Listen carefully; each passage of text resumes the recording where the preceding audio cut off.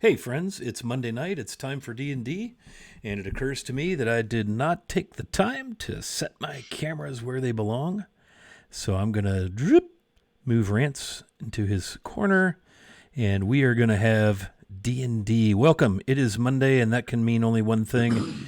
It's Mysteries in the Dalelands night. So yesterday we were in Greyhawk. Tonight we're in the Forgotten Realms. Welcome, welcome. Thanks for tuning in. Hey, Wiki VA's here. Good to see you, Chris. Thanks for bouncing in, bud. Hope you're having a good day. All right, so you can see we are one person short. Ronvin unable to make it this evening, but we have a extra special, sweet guest star who's going to be joining us this evening. And her name is Katie. And so we will start by introducing our people. So, Mateus, we'll have you go first since you're holding on your lap our guest player. Tell us a little bit about Rance and anything else you want to say. Hey, I'm Matthew Mateus on the interwebs. This is Katie, who is deciding not to go to sleep.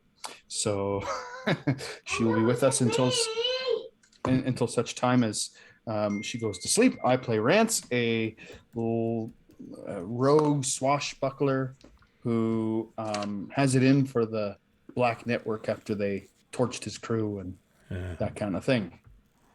Yep. You've got a past with the Zentarum, and here we are dealing with them. So that's not stressful at all. All right. So Rue Shahar. Hey everyone, my name is Andrew, also known as Fellowship of the Tables, and tonight I play Rushar, who also has it in for the Zentarum, as a past with them, and one in particular. So I'm curious to see whether she will make an appearance tonight. Maybe the Zentarum has it in for you. Oh.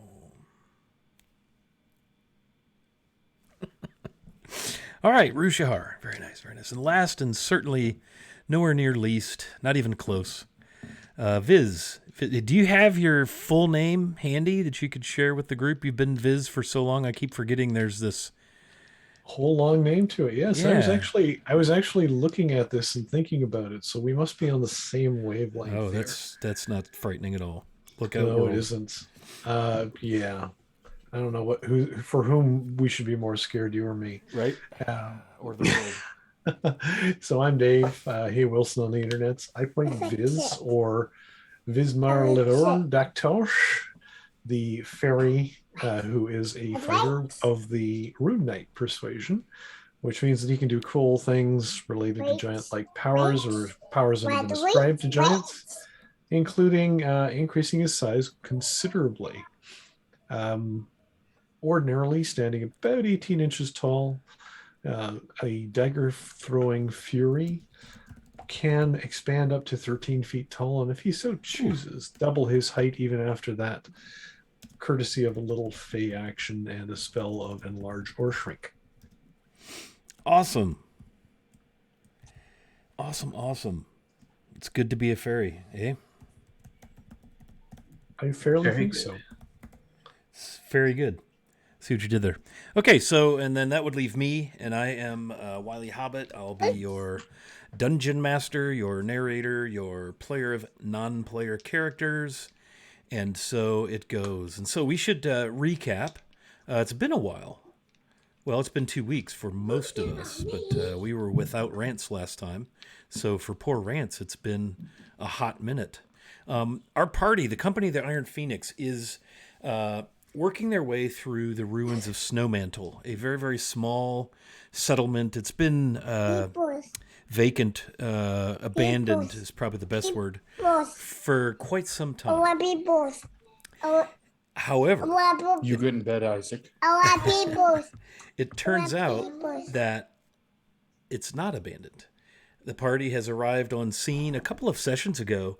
The Jen, if you want to give an advantage to Katie, you're more than welcome to do so. So, Mateus, Katie now has advantage, courtesy of the Jen. Yeah, there's 2 of them there. Absolutely, there are. In fact, there's probably 3 of them there. Yeah, they're there.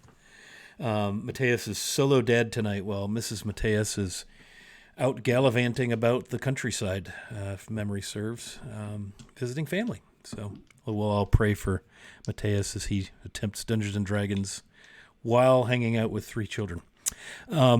So at any rate, so they're in the ruins of Snowmantle, which is up on the border forest northeast of Dagger Falls. And the reason they're up there is there have been some rather nefarious happenings happening in Dagger Falls, the seat of government in Daggerdale proper.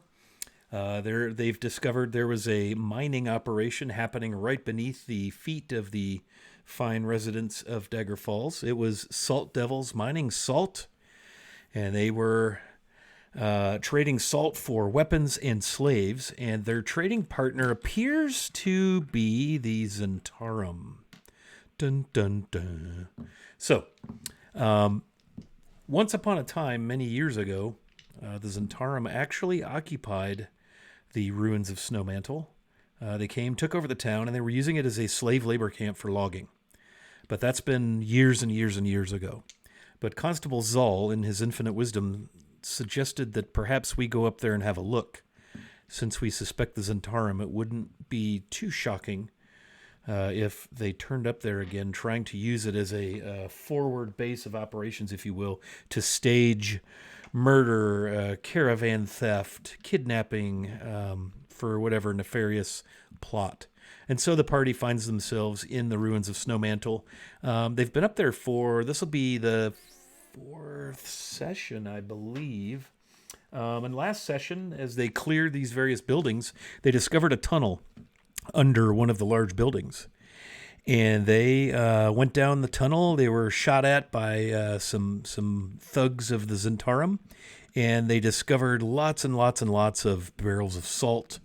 And the tunnel goes off in the direction of Dagger Falls to the southwest. So goodness only knows if that tunnel is connected to the tunnel system under Dagger Falls or not, or what's happening. But yes, it seems we're finding connection with the events in Dagger Falls and the folks in Snowmantle. They have been attacked by and summarily dismissed 8 to 10 cutthroats, thugs, captains of the Black Network, the Zentarum, all dressed in black. But one interesting thing that's maybe unexpected is that they're also displaying the insignia you see there beneath me on stream, that palm. It looks as if it had been dunked in like black paint and pressed upon shield or armor or chest plate.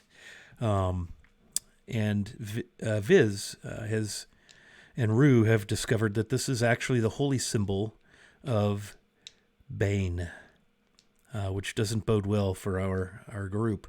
So it seems that the Baneites are somehow involved with the Zentarum and these devils. And we have kind of uncovered quite the situation. And so our scene will open. Oh, I see, Fellowship of the Tables. You put together tonight's episode, The Bane of Our Existence. You see what I did there? Yes. Very nice. I didn't even see that was the title. That's the title of our episode. Yeah, great. Well done. So tonight, we're going to start. The party has entered what appear to be the ruins of a temple. Let me describe the scene, and this is where we left off last. They had cleared that, gone down into the tunnel for a ways. They'd cleared all the other buildings that are around this small settlement. Most of the buildings are in pretty bad shape, but the ones they have been using have been somewhat repaired, or at least repaired enough that they're in reasonable, useful condition. The building they are in now, however, this temple is in a follows a trail, goes maybe quarter of a mile back into the deep dark forest, the border forest. The building itself is a very visibly old structure, stacked stone, a lot of moss. It's a very dark building. It's probably a story and a half high. There are stones missing here and there. The roof itself is covered in like thick wood shakes, like wood shingles, many of which are split. Some look to maybe have been rotted. Some of the shakes are on the ground. The grounds around the place, pretty overgrown with thistle and bramble and blackberries and trees, small trees. But the trail that leads from the encampment in the ruins of Snow Mantle is quite fresh, quite well trodden, well packed, lacking vegetation as if it's been hacked back and trod upon by many, many booted feet over a bit of a period of time. The dwelling itself is, to stand in front of it, is from left to right 125 feet across. Rue took a few moments and I believe he did this, right? You went around the building to see if there were any entry points or anything in the back, and there were none. There was a set of double doors, but he was unable to get them open. It seems the woods has almost begun to take over much of this dwelling, but there are signs of repair. There's some fresh wood that's been laid across parts of the roof to perhaps keep the rain from coming in.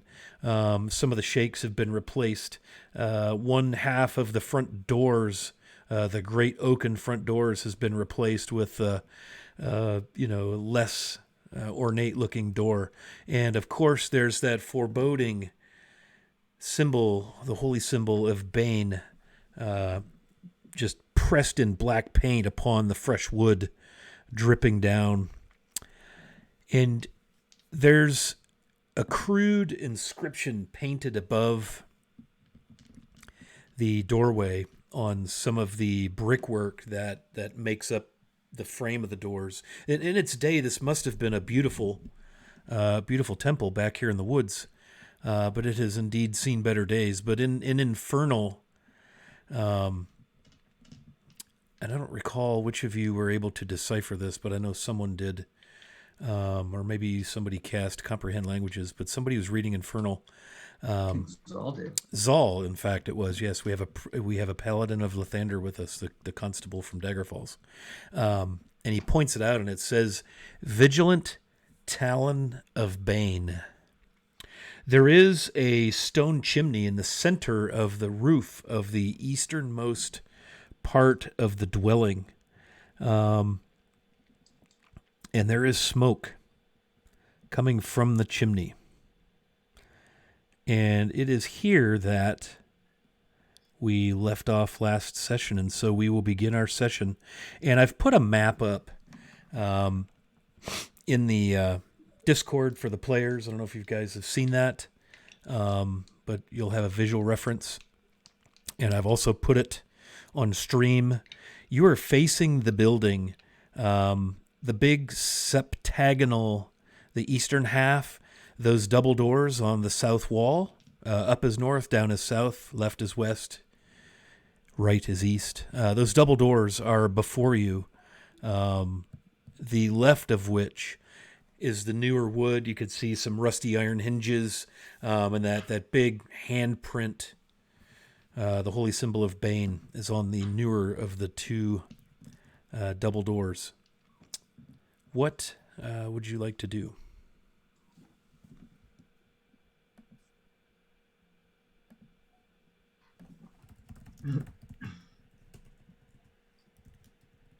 Are we going to? Are you going to pilot Rhonda tonight? Yeah. Should the need arise. Okay. Well, you four ready for this? Zal looks.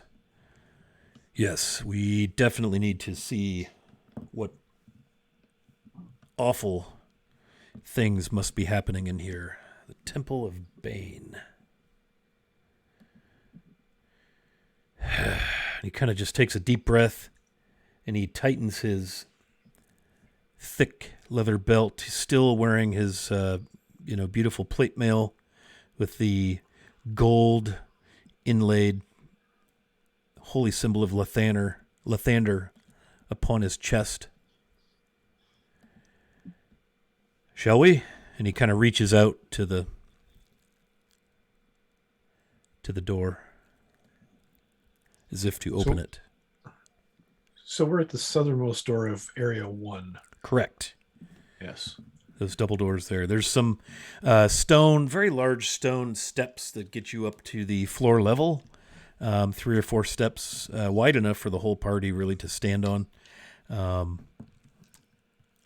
again, above that door is scrawled, and rather hastily scrawled, the runes of Infernal, Vigilant Talon of Bane. And there is smoke wafting out of the chimney. You do not see any windows. Rue, you did not see any windows as you made your way around the entire structure. Rue is going to pull out a copper coin and say, "Run, Rim, would you mind lighting this up?" You broke up a little bit there, Rue. Could you repeat what you pulled out? A copper coin. Oh, He's okay. asking Ronvin to light it up. Yeah. So she smiles and seems to be quite thrilled with your request, and quickly casts light upon the copper coin. And it does what it does. It is well illuminated now. You're in the dark woods. It is by now the wee hours of the morning. If you recall, you arrived at the ruins well past dark, approaching midnight. You've been doing battle and clearing buildings for a couple of hours now. So it's probably 2, 3 in the morning. You have 20-foot radius of bright light and then 20 more feet of dim light. Well, I'm going to close my hand around that coin and maybe put like a cloth over it or something so that it's dimmed, but I have the ability to bust it out if I need to. Very well. With the light kind of glaring up, you could see the patina of the stone, the moss. There's vines, ivy. There's, you could see those little courtyards that are created by the odd shape of that annex, are full of trees and thorny bushes. The whole thing has just got trees and the wood. It just looks like the forest is attempting to retake the dwelling. But all around the front, all of the trees have been hacked back. It looks like the stumps have been burnt to the ground. There's a kind of a landing area around the doorways. You can even see booted feet that match those that you saw all over the camp at the edge of the forest. Viz is going to put his finger to his lips and then point up and go shooting straight up to examine the roof. Okay. See if there's any way in. So the septagonal, each wall of the septagonal shape has a hip roof going up, so it's gabled.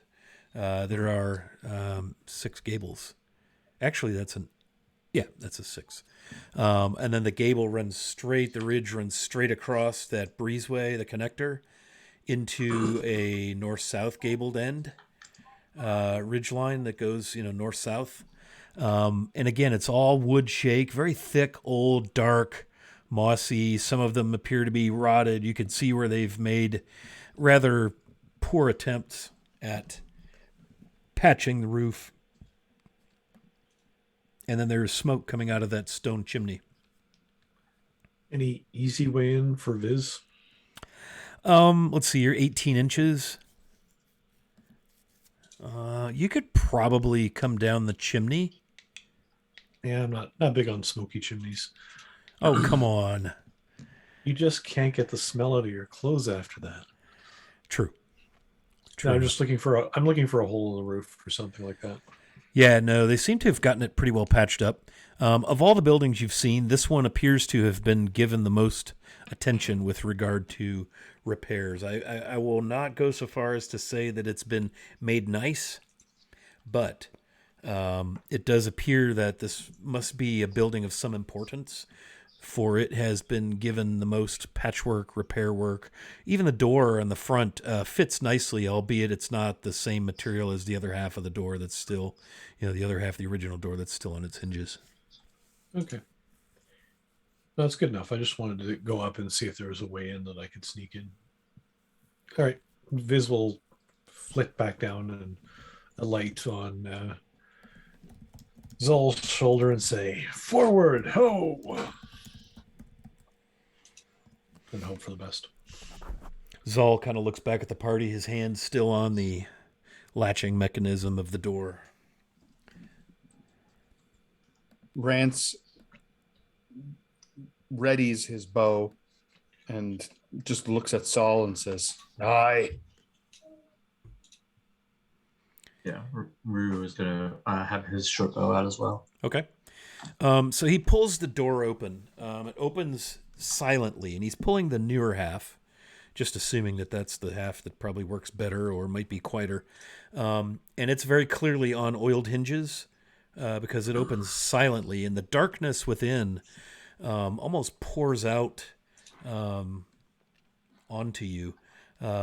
One thing that's become rather unpleasant is the volume of mist that has dropped and enveloped the area. And you noticed this as you were coming out of the tunnels, that a mist had set in, and it's only gotten thicker and damper. It's cool, it's wet. And when he opens it, a little bit of smoke, the smell of burning wood comes out at you, the smell of musty stone. There's some sort of fetid, charnel, rotted, fleshy undertone smell. And what you see in this space is a large iron brazier hanging from 3 chains over a fire in the center of the room. Well, not over a fire. The fire is in the brazier, excuse me. The wood is stacked in there and it's burning. There is wood stacked along the far wall. You can see that this, and it's a dark space aside from the light of the fire, which isn't quite torchlight because the fire is down in the brazier, and you can see it kind of licking up here and there. But there are muddy boot prints. There's debris. It's hard to see well into the room without kind of going in, but that's kind of the scene you have. It looks like the brazier is suspended by these chains over. There's like a raised pedestal, circular, and it looks like it's suspended over that. And it's hard telling exactly, any really good detail. But you can hear the crackle and pop of fire, and it actually kind of draws towards you as you open that door, creating a draft, pulls some sparks in your direction.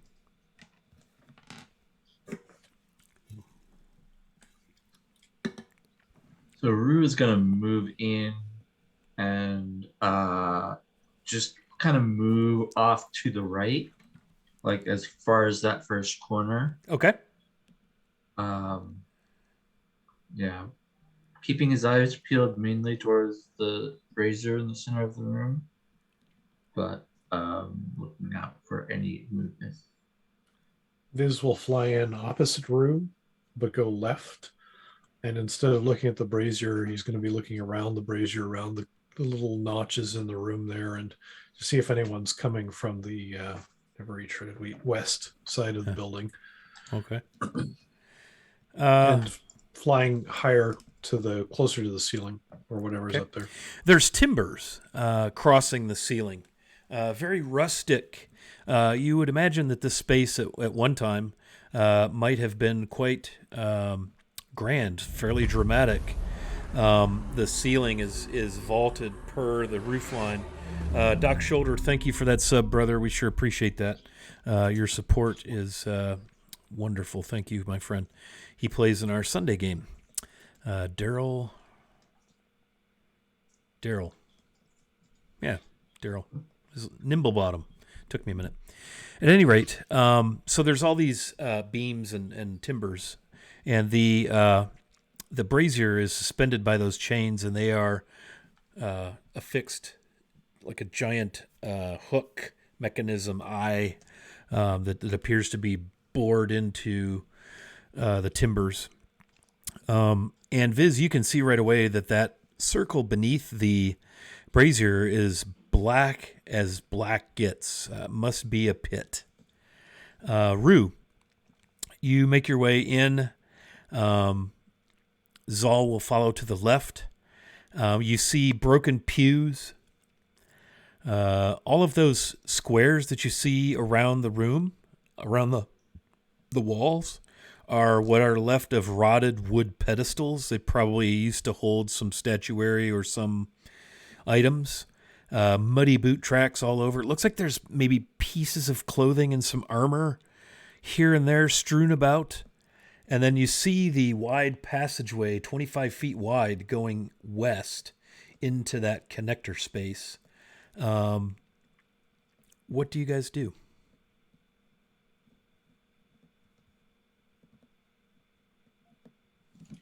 Keep moving in, checking all the different directions, making sure there's no one there. If they are, that they're not there for long. Okay. Are you going to roll? Go ahead and give me perception. Perception. I roll that as well. Sure. That's a big 13. Big 16. So you're hearing again the crackle of the fire in the brazier. The bits of clothing, as you maybe I'm picturing Rue kind of poking around a little bit. You see remnants of what appear to be traveling clothes, some finer than others, some maybe the garb of merchants. There's chainmail that appears to be bloodstained in pretty rough shape, and then you see something that kind of causes the blood to run cold in your veins as you see the heraldry of Daggerfalls, some very blood-stained, torn, and tattered tabards strewn about. So it appears there have been some bloodshed somewhere. Whether it was in here, the floor itself is stone. They're big flagstones, not polished at all. Again, this whole place appears to have been built to be rustic, but probably in its day, quite fine. But it is certainly not fine now. I'm going to very intentionally not point out the Daggerfalls tabards to Zal. Okay. I'll just move around to the opposite side of the brazier and kind of flank Viz coming towards that left hallway. Okay. Rance, are you going to move in to the large septagonal space, area 1? Yeah. Rance will move in there. What side is Rue on? North, top, bottom. I just went counterclockwise around, coming back around towards the left side of the hallways. I'll go the opposite way. Okay. Ronvin will come in and close the door behind her. Zal is leaning over, inspecting the circular pedestal that's raised about 18 inches off the floor. And he just kind of looks and, one of these. And then he sees it. And he sees the bloodstained chainmail and tabards. And you just see the color run out of his face. And then you see that replaced slowly with the flush red color of anger as you see him visibly take a deep breath and drop to a knee and pick up one of the tabards and kind of clutch it to his chest. And he is likely praying but it's inaudible. And this goes on for 20, 30 seconds.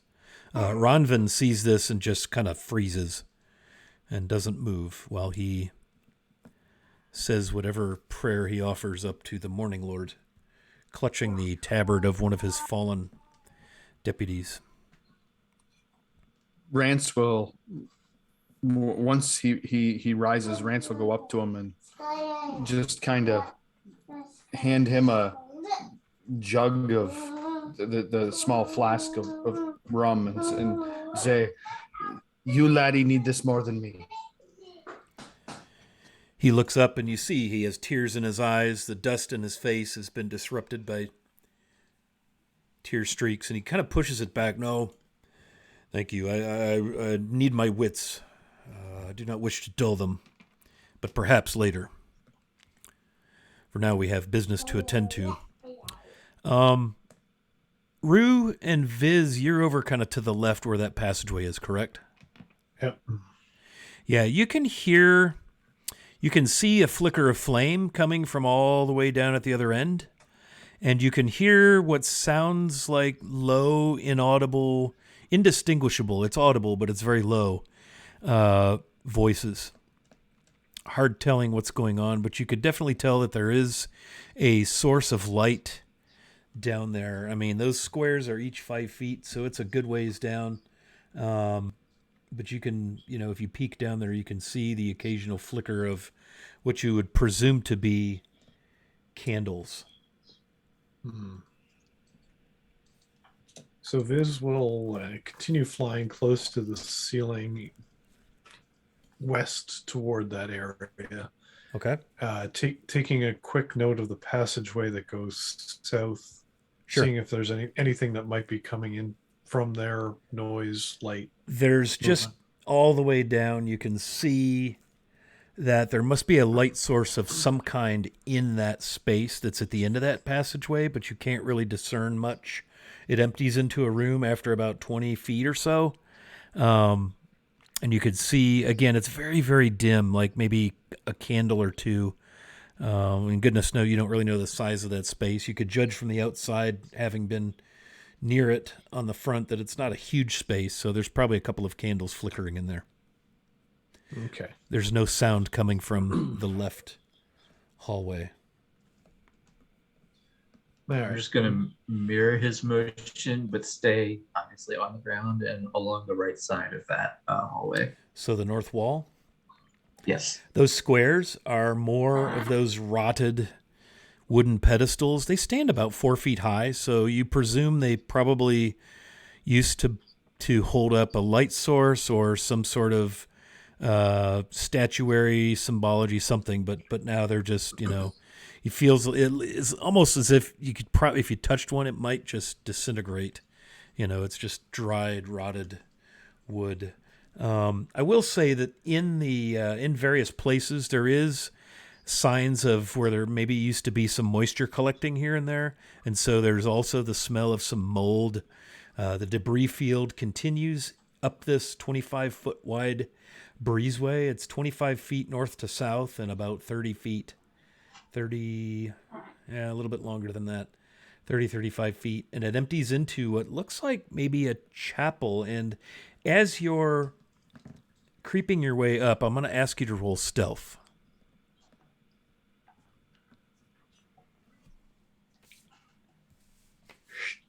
Stealth.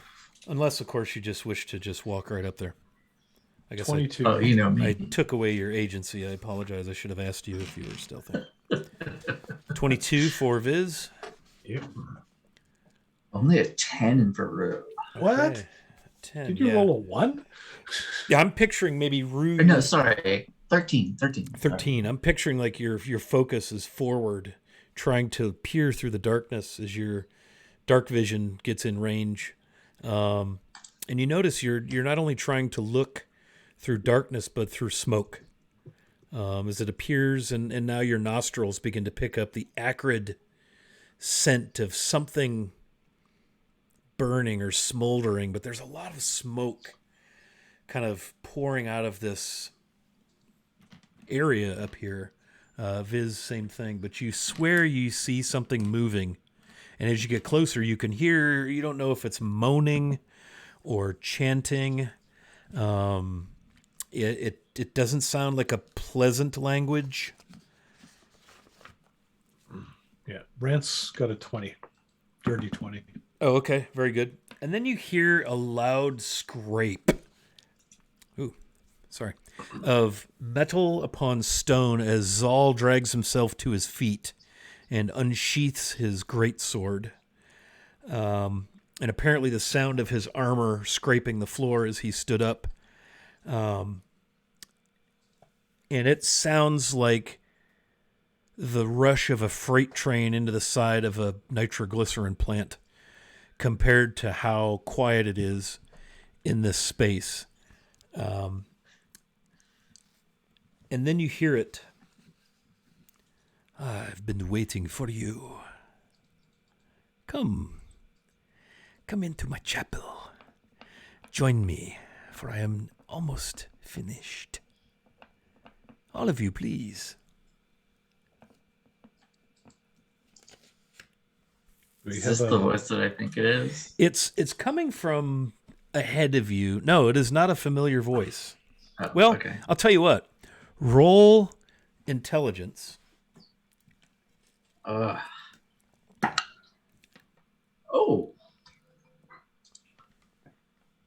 that's a 21. You've heard this voice before. Viz, you may roll intelligence as well, if you wish. This is not intelligent. Nice. But you're just not sure. But 17. you know you as well. Familiar voice. Please come into my sanctuary. Do we see the figure? Again, there's smoke almost billowing now. It seems to have become thicker and greater in volume, and it's just this acrid, awful. It like dries in your throat immediately, and it causes you to clear your throat. And you hear from the back, Zal, "Show yourself, witch!" And she just kind of, "Your light has no power here, Paladin of Lathander." Rance chirps up. Your chapel could use some ventilation. She doesn't respond. Very sinister sounds of a 2-year-old girl. That is awesome. Sorry, the timing on that was just perfect. It sure Rance is. says, "Yeah, but we're gonna find something." All right. Well, Viz will keep moving forward high and on the south side. Okay. As you get close to the, for lack of a better term, entryway, it's just wide open.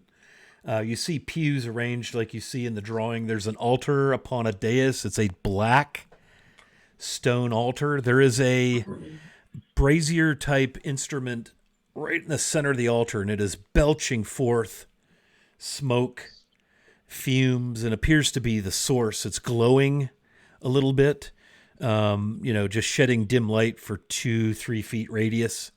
And you see a figure with their arms outstretched. Their back is to the open end. It's dark. I know you have dark vision. There's smoke. Maybe 5'7", 5'8". They look pretty lithe. They're dressed all in black. Long cloak with a hood thrown back. Long silver hair flowing down over the hood. And their arms are outstretched. And it appears you may have wandered into some sort of ritual or ceremony. This is the drow that we encountered under Dagger Falls, isn't it? Maybe. Possibly. Rue, what are you doing? Rue is reaching into a bag and drawing something out. Okay. Is there a clear line of sight between Rance and this bowl thing, or is that person in the way? That person is just to the north of the bowl. They're not dead in the center where the bowl is. They're kind of to the side a little bit. If you were going to try to fire at it, I would ask you to do that at disadvantage because of all the smoke swirling and it's burning and stinging your eyes. Your eyes are watering. All of you are experiencing this. Does it look like the bowl is affixed to the altar, or is it placed on top of the altar? It's hard telling. I mean, if you had to guess, you would guess that it's sitting on the altar, but it's hard to tell from. I mean, you're 60 feet, 65 feet away, maybe. So it's tough to tell. It's pretty dark in here, and it's full of smoke. You do notice that the smoke seems to be kind of rushing up this breezeway connector as if drawn maybe to the chimney. You know.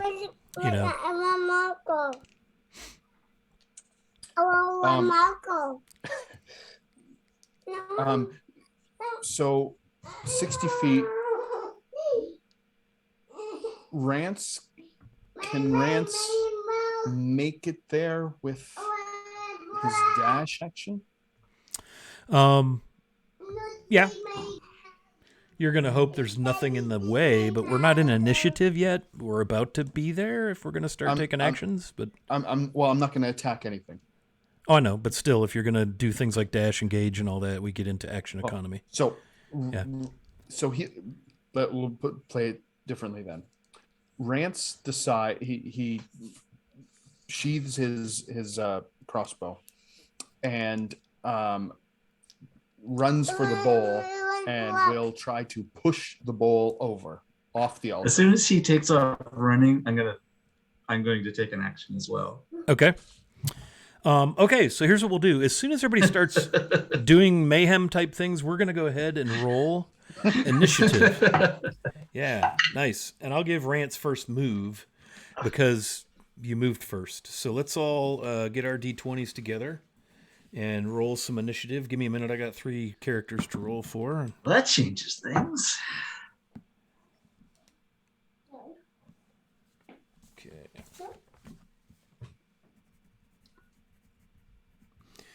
Okay, so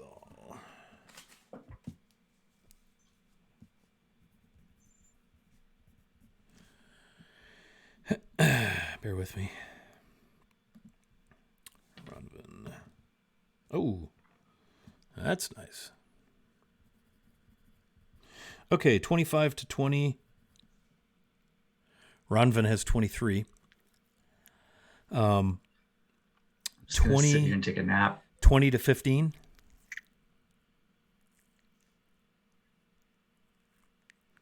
15 to 10. 10 for Viz. 11.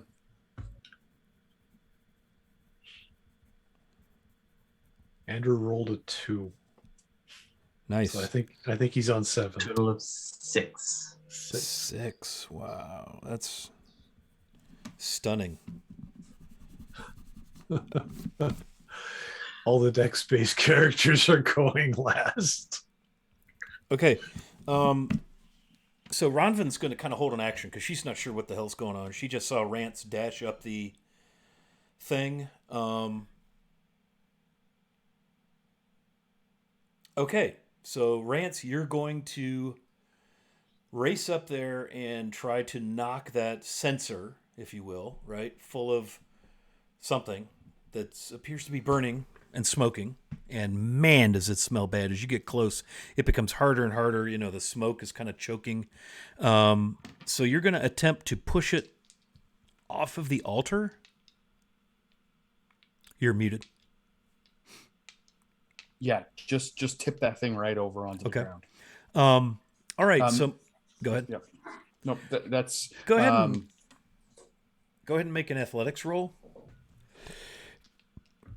It's a heavy stone item. Which direction? Towards The person who is now turned around and is facing you and appears to be a female drow, head to toe, black leather armor, cloak, has a beautiful, beautiful breastplate upon her chest, contoured to the petite curves of her physique with that handprint right in the center of it. I'm going to burn one of my advantages on this one. Okay.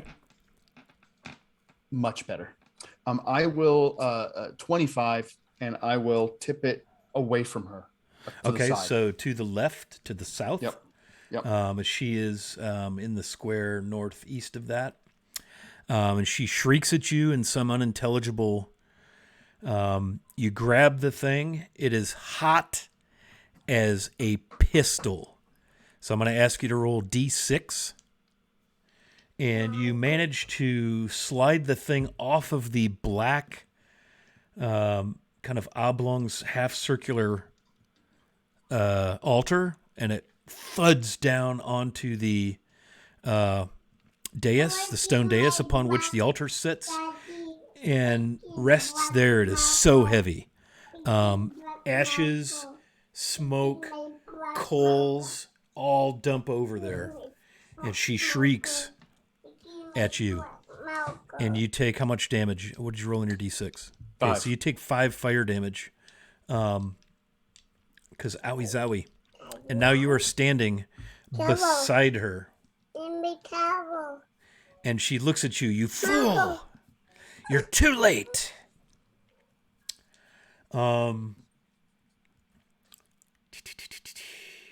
That was your turn.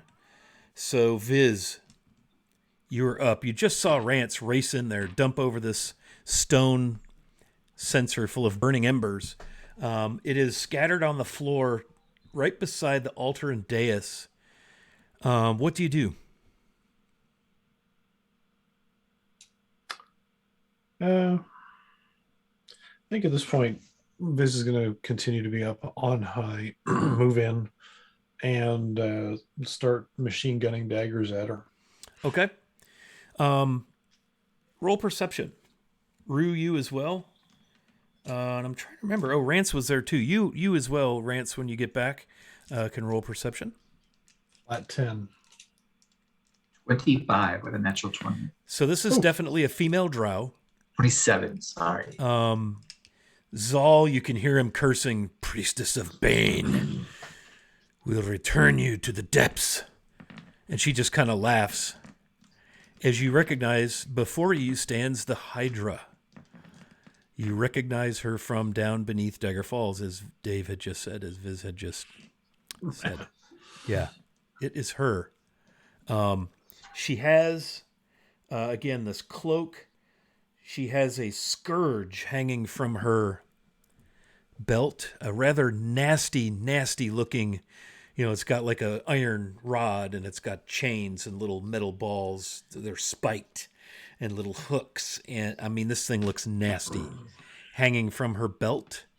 But probably more troubling than her ghostly silver hair and her dark features are the purple orbs that are where her eyes should be. Maybe they are her eyes, as she bellows some, again, intelligible something, incantation,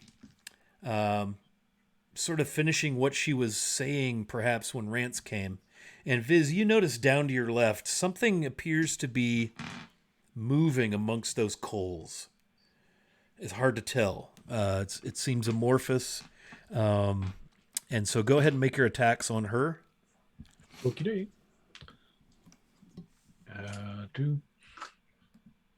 First shot is a 27. 27 hits. Sorry, I'm severely That's okay. multitasking here. That's perfectly all right. That's a total of 10 damage. Second attack is lower. It's to 16. 16 does not hit. Okay. And with that, Viz will move. So he's moved into the chapel. He's going to move toward the north for the rest of his movement. So he would have gone straight in, attack, and then sort of shifts northwise. Okay, so are you above those two pews that are facing forward? Yep. So you're probably in the air. And again, the ceiling in here is maybe 20 feet, 15 feet. Everything is vaulted with timbers throughout.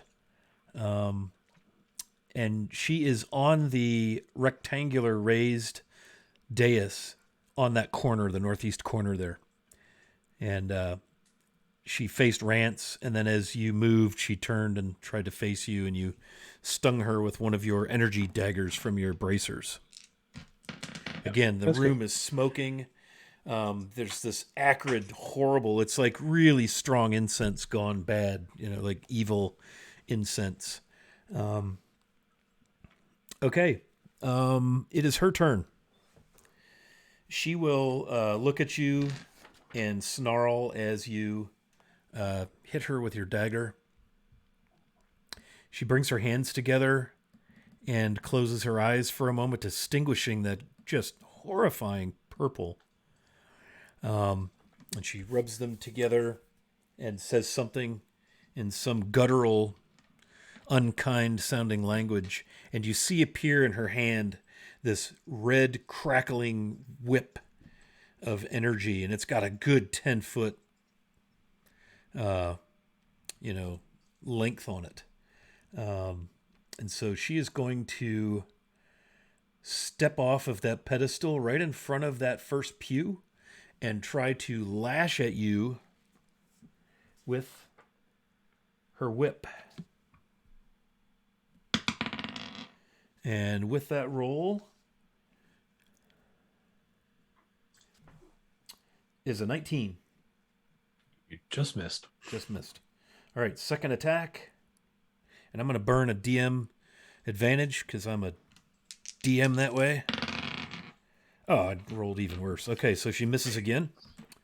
And she stands there just apparently, perhaps, cursing you. It Sounds is now Rue's turn. So you see this unfold, this melee. I did. Yeah, don't worry. Okay. He'll go tomorrow. Okay. All right. Rue is going to switch plans. He's going to... how far would you say I am from her? Well, it depends on where you put yourself along the north wall. I was maybe halfway down the hall. I'm not sure. You tell me. Imagining... Go ahead. I was imagining I was just off that corner on the north side of the hallway. There's a lot of corners, my dude. Which corner? On the north side of the hallway, all the way at the west end where it enters the room. Okay. Yeah. So just into the chapel. Yeah. So she's like 10 feet in front of you because she's entered that square in front of the first pew. So you're 10 feet from her. Perfect. Yeah. So I'm going to just drop the coin that has light on it, so it will now be bright. The whatever 20 feet of light that the light spell casts. Okay. And I'm going to switch over to my short swords. Okay. And you say you threw the coin, like tossed it on the floor, or just let it fall to the floor. Yeah, so you've got debris, grime, mud, some of the pews are broken, and you see movement on the south side of the dais. It looks like something's kind of congealing and lifting and rising and manifesting over there. Something quite corporeal. It's gray, and then it's yellowish, and it's sort of vertical, extending up out of where the censer was thrown, and all the ashes and coals are as you do this. And so now make your attack or whatever you're going to do. Yeah, I'm going to go at her with both short swords. Yeah, that is a 27 to hit. That'll hit. And I have sneak attack because Rance is right there, right? Rance is further than 5 feet away. Rance is 10 feet away because he went right to the center of the altar and pushed the censer. He's currently standing there wishing he hadn't done that because his hands hurt. And Viz is probably... Yeah, okay. Well, within 10 feet, but outside of 5 feet. Yeah. Yeah, okay. Can I say that I did my bonus action first then? And Sure. did my insightful fighting? Yeah. So that's an insight check. Natural 1. Never mind. Okay. All right. So I hit her and did a whopping 9 points of damage. Okay, so 9 points of piercing as she somewhat tries to sidestep and doesn't, get the full blow from your short sword. Anything else? That's it. Okay, I am quickly changing dice because I'm rolling horribly. Okay. After Rue comes this form in the corner there by the altar. Begins to congeal itself and rise up taller and taller. And it looks almost like a rotted tree stump. And it's rising up to 6-7 feet tall. It's got these tendrils that are starting to come out of it. And it's morphing into this weird waxy gelatinous yellow color. And then it dawns on you. It has this big eye in the front upper area, like a forehead, except there's no head. And it just kind of blinks and stares as it appears to be getting its bearings. And it is Zal's turn. And he is going to double move, praising the name of the Morning Lord and thanking Rue for the light. As he double moves in toward this yellowish, snotty, slimy, congealed, waxy candle tree thing that's now about 7 feet high and has 1, 2, 3, 4, 5, 6, 7 different appendages that look like these gnarled and twisted branches, and it has kind of these feet roots that are kind of gripping at the stone, and you can just see it's trying to, get its reckoning. And he is able to get in there and is slowed down by the pews.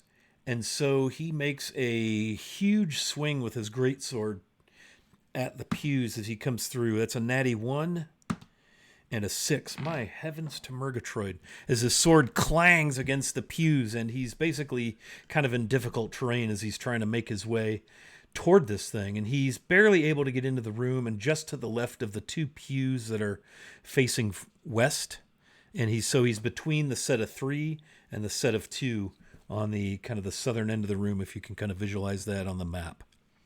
That will bring us to the top of the order, which is Ronvin. And yes, Rance, I skipped you because you burned your action early. You see and hear the glimmer, the familiar purple glimmer as the lightning launcher energizes and gets ready. And she goes ahead and makes 2 shots into the room right at the Hydra. Oops, got to be on actions, don't I? There it is. That's a nat 20. Man, I tell you, when I'm playing Ronvin, I crit a lot. And a 5, so that one misses. Actually 11. But the nat 20, so that's 9 plus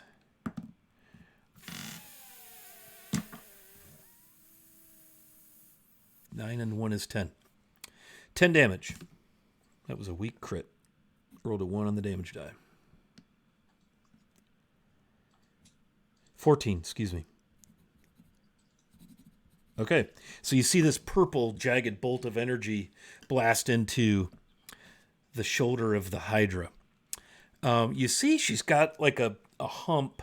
She must be wearing a pack or something under the cloak on her back. As she's moving around trying to position herself and defend herself from this rush.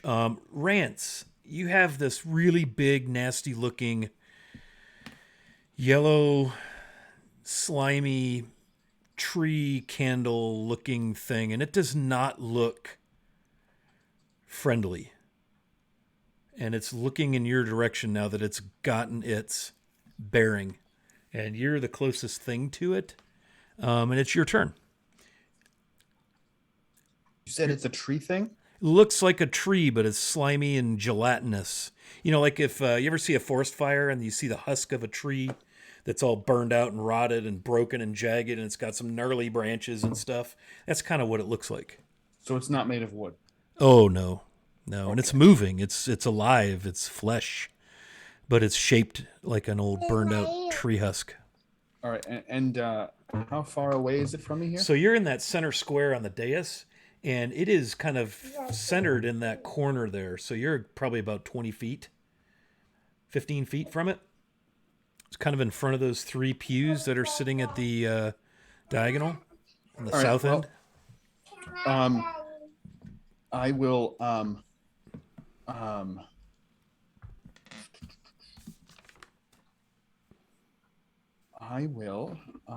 fire a crossbow bolt at it. Might as well try to pick it off.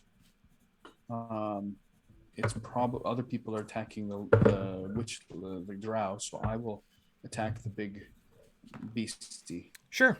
So, channeling his inner Johnny Depp, Rance looks over at the thing and says, "Hello, beastie." And gives it a good 26 to hit. That'll do it. Man, y'all are hitting good. Job. And then 1d6 plus 4 damage. 9 damage. 9 damage. This was your crossbow? Yes, sir. All right. Is this a magical weapon by chance? It is. It is a crossbow of +1. Very good. 9 damage. Okay, so your bolt just kind of goes into the viscous, and it's almost like it's been swallowed in. I mean, you could, it shivered. So you assume it's done some damage. All right. So then, having done an attack, Rance is going to. Where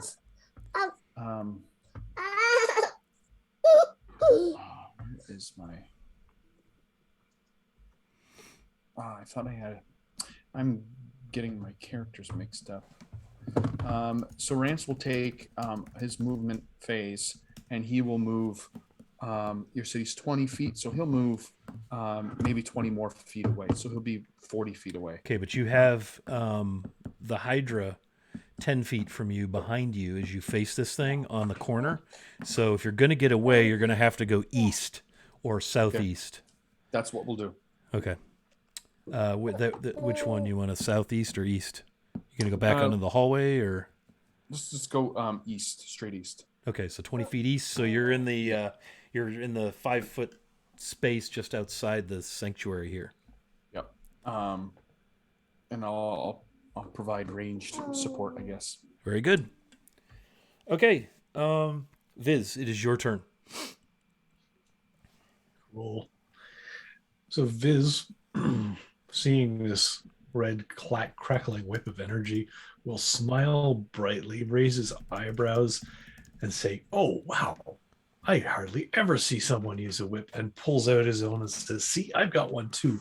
And it uncoils improbably long to a full 10-foot reach, festooned in feathers, multicolored leathers, the whole 9 yards. "Watch this," and swings down at her with his whip as an attack. So let's see what happens. Let us. I assume an 11 misses. That seems it to does. be Yeah. the thing. So it flicks over her head insouciantly, and then the second attack is an 18. That also misses. She Ooh. just, with a flourish, she throws her cloak up and absorbs the crack of the whip, and you tear a little bit into her cloak as she cackles. And Viz cackles back gleefully and says, "Oh, well played," and brings his whip back to the ready. And that's it. Okay. She smirks at you and tries to hit you with her whip. It's a whip fest over here. Whip it good. Rolling Real with good. advantage. Let's see here. 22. That hits. All right.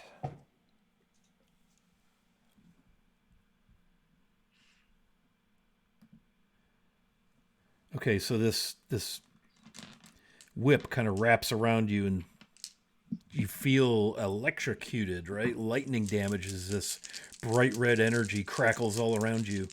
And you take That sounded like a lot of dice. 12, 19 lightning damage, and I need you to make a con save.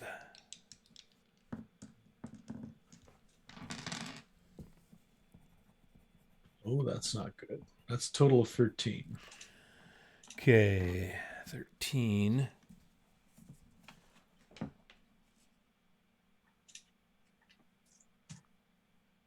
Nope, that's not going to do it. So you are stunned until the start of your next turn, That's definitely not good. which I assume if you're stunned, you're going to have a hell of a time flying. Would that be fair? Let's see what stunned says. Stun says you can't move, but the fairy's flight capability is not physically based, it's magic. But you know what? You're DM. incapacitated, can't take actions or reactions, so that means you can't fly. Because flying is an action. So Viz falls from the sky. Yeah, Viz falls from the sky. Roll me a d6. Like a d6, like a d6, like a d6. Oh, that's 6 points of damage. So 6 points of bludgeoning as the fairy lands to the floor with a light and dainty thud.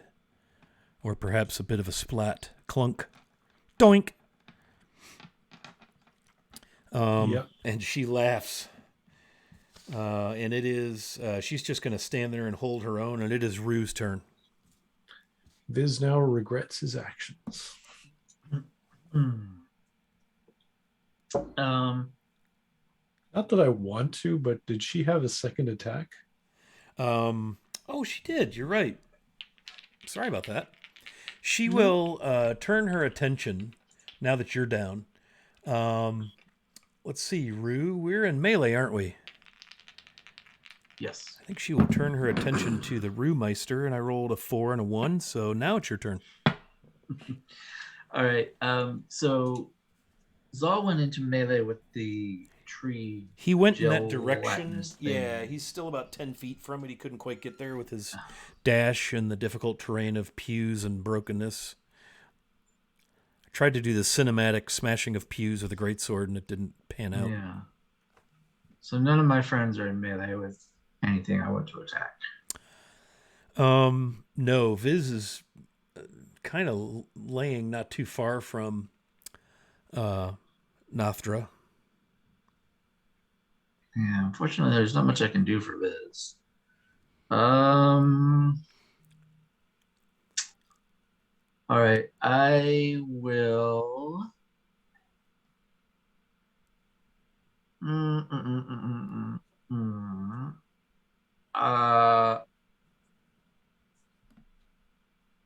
I guess I will burn an advantage on an attack against her, so as to get sneak attack if I hit. Okay.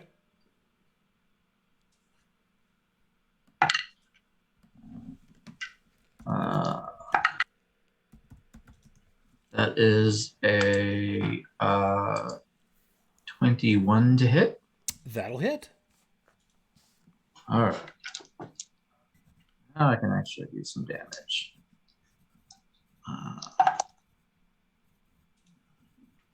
16, there we go. 21 points of damage. Very good. She curses you and spits as the crackle of her whip lashing around you kind of makes your hair stand up. There's so much vile energy. Yeah, as he's slashing at her, he says, "That's my friend." And then he's going to, as a bonus action, do the insightful fighting again. With a 17 versus her deception. See, deception is charisma, right? Yes. She has a 19. Drow. She has a 18 charisma. She just looks at you and laughs. Okay. Winks That's at you. it. Licks her lips evilly.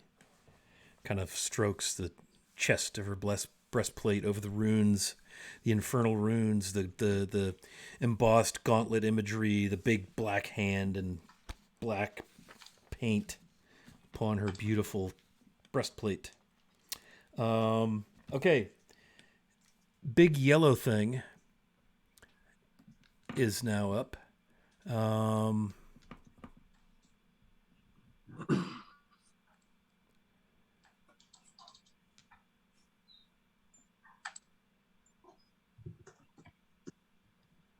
Okay, and it's going to lash out one of those limbs and flick this glob of yellow stuff at Viz, and it turns into a web and captures Viz, pinning him to the floor, centered just beyond Viz, so that it gets Viz and not Rue or the Hydra. Viz, you need to make a dex save, and while you are incapacitated, Pretty sure I can't make dex saves. you auto fail strength and dex saving throws. Yeah, so you are webbed to the floor. Now again, you will come out of your stunnage. How long did I say that? Start of my next turn. Stunned until the start of your next turn. So at that point, you can attempt to break free with an action of the web. But we'll get there when we get to your turn. And then it is going to move toward the paladin, hissing and gurgling and some... If you think the language you heard her chanting in and speaking in sounded profane, that makes her sound like Mr. Rogers. The sounds that this thing is making, and as you assume it's speaking, it's awful. And it moves rather adeptly in the direction of the paladin. And that is its turn. And it is the paladin's turn, and he steps up by the light of Lathander with his great sword and makes a mighty two-handed swing. That's a miss. And another miss. It is remarkable the number of single digits I roll on my d20s. Unless I'm playing Ronvin. That brings us to the... Oh, I missed Rance in there, didn't I? Rance, it is your turn. Sorry, man. Somehow I missed you after Ronvin. All right. How far am I from poor Web Duru? No, Viz. Viz. Sorry, Viz. So Viz is down. I'm picturing Viz was between the 5 pews in the north end of the chapel. He's in that space right there, and he's all webbed down.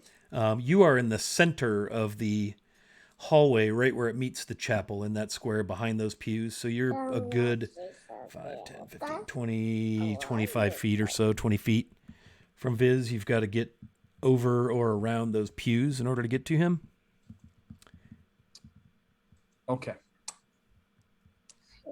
I'm just wondering if and moving there will put you in melee with the Hydra. So you would finish your turn in her space if you went to Viz. Okay. Sorry, Viz. Can't help you. In that case, I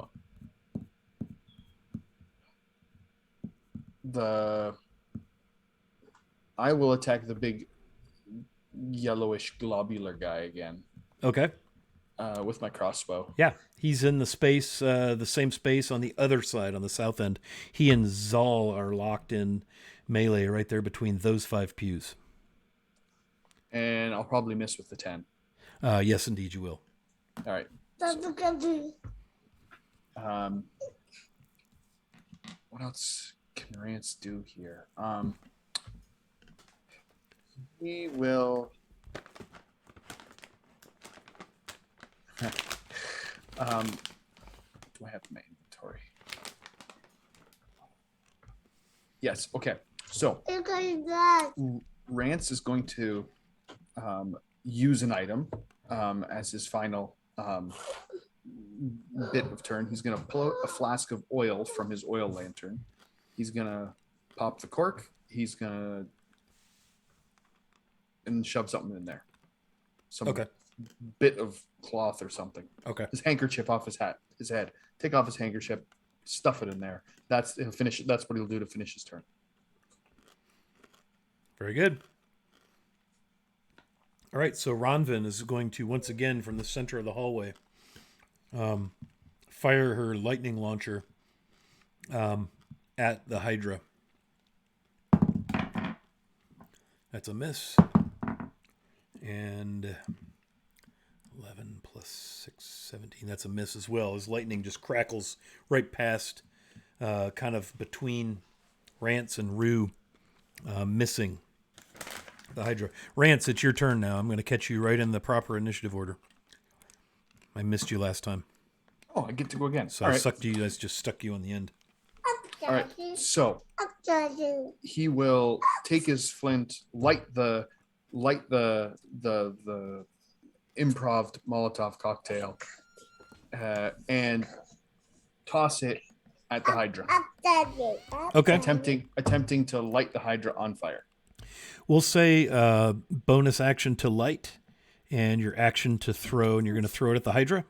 Yeah, so just a straight whoops.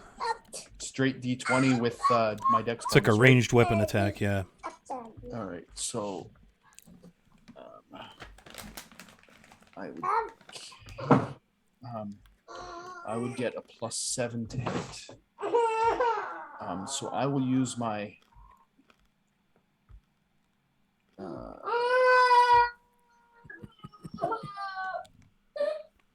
10 will probably miss. Yep. All right. So that flies past it, lands on the floor, and smashes and makes a little fire on the stone floor. Yeah, you've got some burning alcohol on the wall, the floor, over near the pews. Over near the pews, huh? Okay. Rance will move into melee with the Hydra. Okay. So you're there with Rue now. You and Rue are in melee. All right. Okay, Viz. You kind of shake the cobwebs from your mind, but not from your body. See what I did there? As you kind of, come out of your stunned state, and you find that you're stuck to the floor with this gummy spider web. It's yellowish, sticky as all get out. Yeah. How big an area does this stuff cover? About 20 feet. Oh fuck! And it's 20 feet beyond you. Like he centered it behind you, so you'd get caught. That way you didn't catch the Hydra. All right. So you can make a strength check. All right. Strength check it is. DC 14. That's neat. So I'm completely restrained. I can't take any actions. You are restrained. Your speed is 0. All attack rolls against you have advantage. And your attack rolls have disadvantage. You also have disadvantage on dex saves.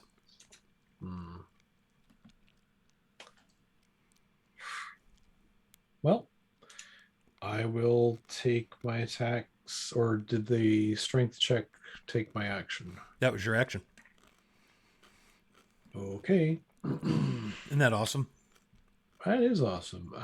Web. Yeah.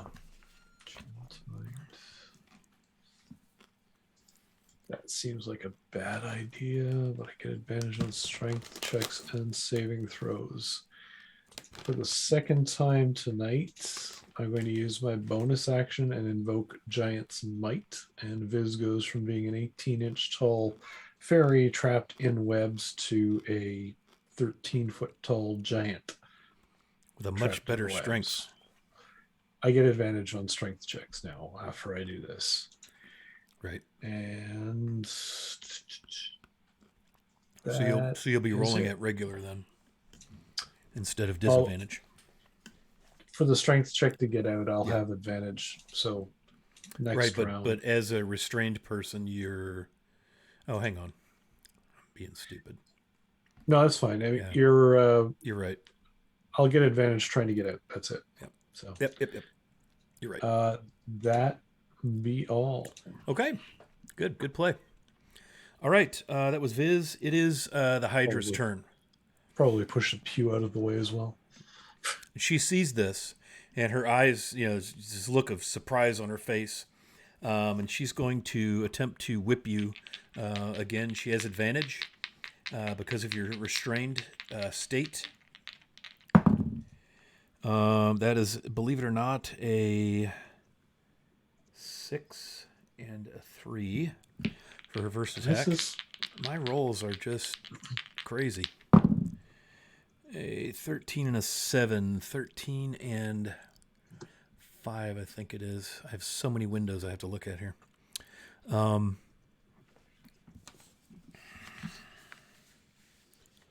Yeah, so 18. Nope, that misses.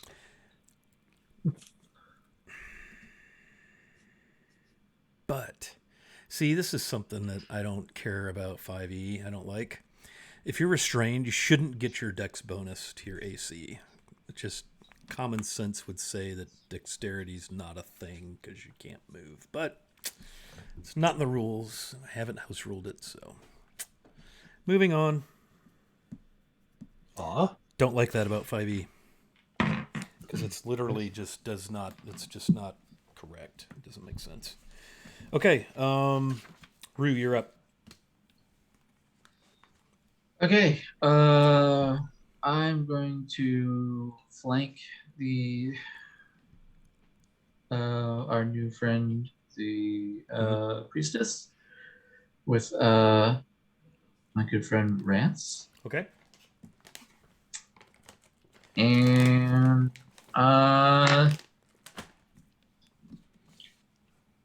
yeah, you're the old one too. That's a 24. That'll hit. I would certainly hope so. Good damage roll too. 126 points of damage on that. Yep. And Said 26. yes, sir. Bonus action, I guess I'll just hit her with my offhand, or miss her with my offhand, as the case may be, because that's only a 9 to hit. Very good.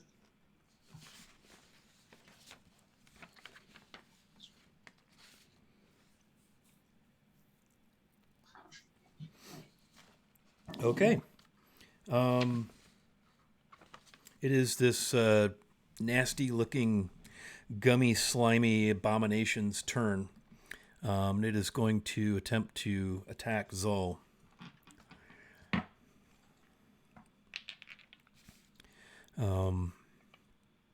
It's basically going to kind of slam him with one of these tentacles sort of appendages. 16 and 6 is 22. That's a hit. For 6 bludgeoning. And then he's got to take some poison damage. Need more d6s.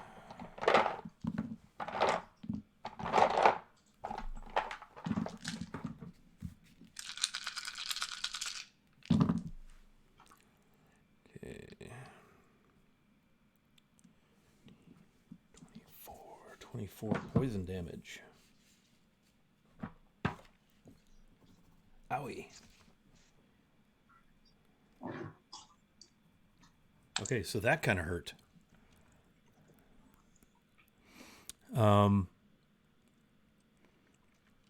And it is now his turn. So he's going to take a couple of swipes with his greatsword. First one.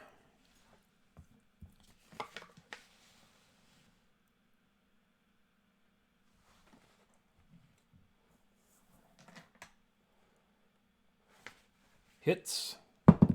Second one also hits. Boom. So that's 9 and 4 is 13. Plus 12 is 25. Plus 8. What did I say? 35, 43. And 2 is 45 damage. So you just see his sword begin to glow with the light of Lathander. And he does 42 damage with 2 big swings of his greatsword as he hacks into this rubbery, slimy thing. And it just, the sword like passes through it. And then it kind of just recongeals and hisses. And we're back to Ronvin. And seeing this, her eyes are the size of dinner plates, and she's going to fire the lightning launcher at that thing, and she hits it. I don't even have to check her bonus. The first one hits, and the second one hits. Pair of 18s. So she does 8 and 6, 14 electrical.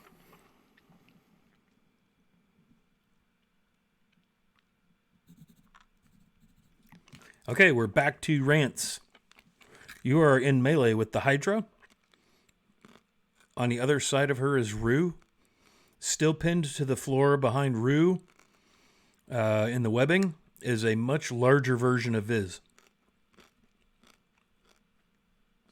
Okay, so Rance will draw his sword and his cutlass and swing it at the Hydra, whom he is now in melee with.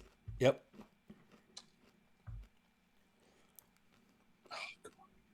16? Miss. Man, Her breastplate sparks fly as it turns away your blade. +2 for flanking. Oh, Still misses. yes. Still misses. All right.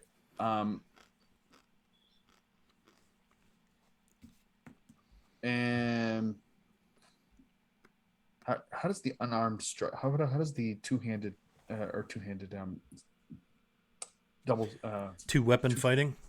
Yeah, am I allowed to just punch her straight? I thought you D20? said you had 2 weapons. Did you say you had a rapier and a short sword?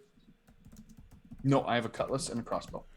Oh, cutlass and a crossbow. Okay, I thought I heard you say 2. If the crossbow is considered a light weapon, you can shoot with it, I think, but you don't get any bonus modifiers to the attack.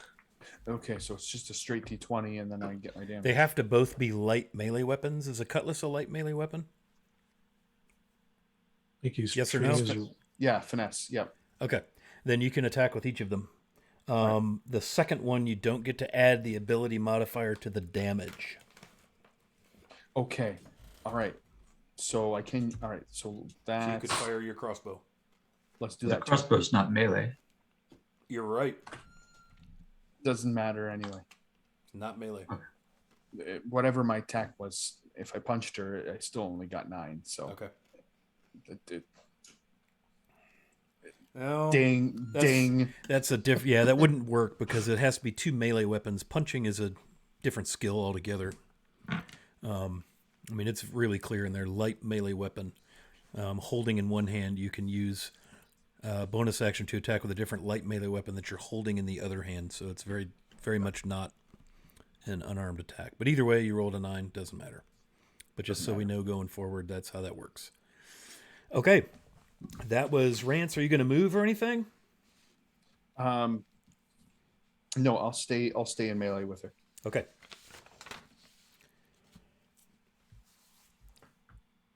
Viz, you are up. You are glued to the floor with webbing, but you're a lot bigger now. Yeah. So, Viz will attempt to free himself. First attempt. Okay, that's a 10, but I have advantage because of size. 14. That's the DC.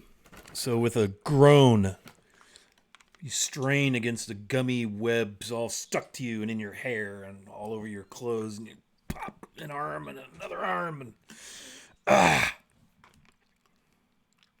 Yeah, and with my bonus action, I'm going to use Second Wind and get my D10 plus 6 hit points back because I'm less than half right now. So I will be doing that, and that's basically the end of my turn. Okay, and you are still, for all intents and purposes, prone unless you use half your movement to stand. I will use half my movement to stand. Very well. And she laughs at you. Okay, it is her turn.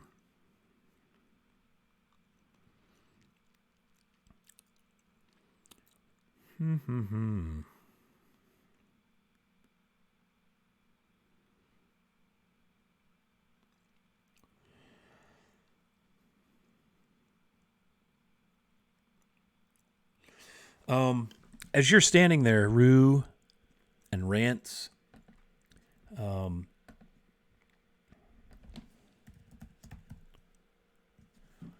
it becomes absolutely pitch black as you two are enveloped in utter and absolute darkness.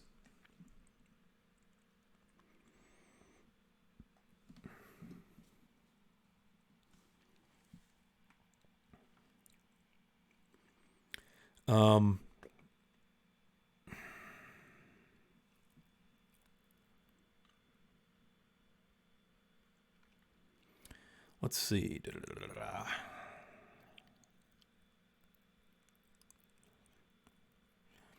This gives the condition of blindness, doesn't it, essentially? Yep. Unless you have blind fighting. Yeah. So... Not that anyone here has that.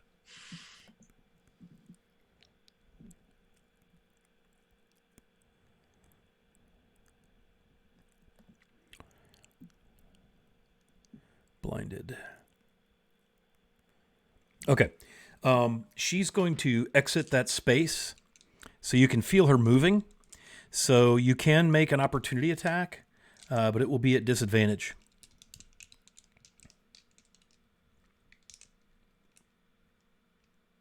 I will burn an advantage to make an advantage. I think you have to be able to see a creature in order to be able to make an attack of opportunity against them. Oh. Well, if it's the blinded condition, you would have disadvantage to attack anything. It's not like Right, invisibility. But I think one of the rules about attack of opportunity is that you have to see them.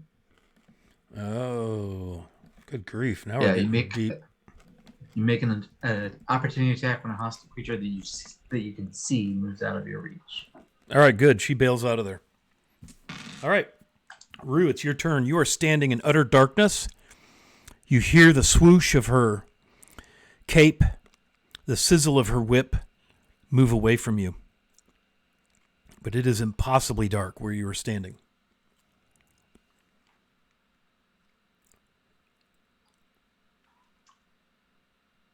Well,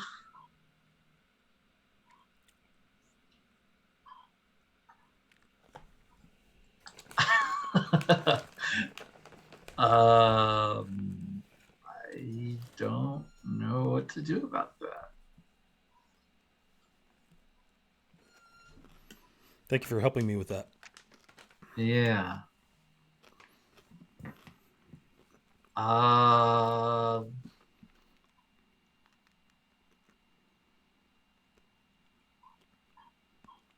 Crap.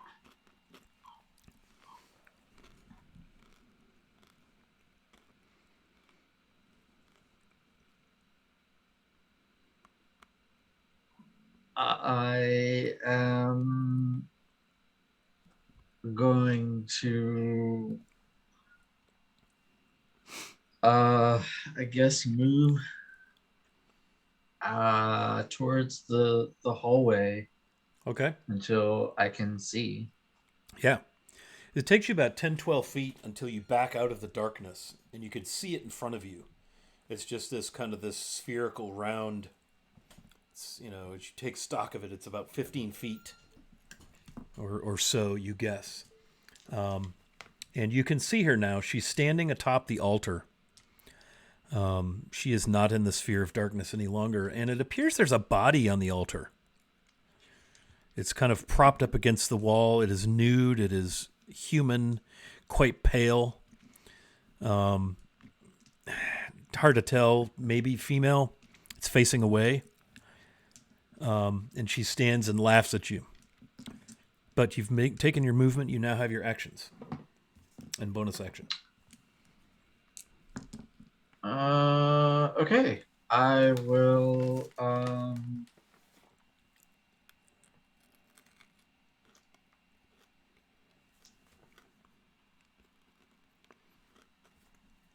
bonus.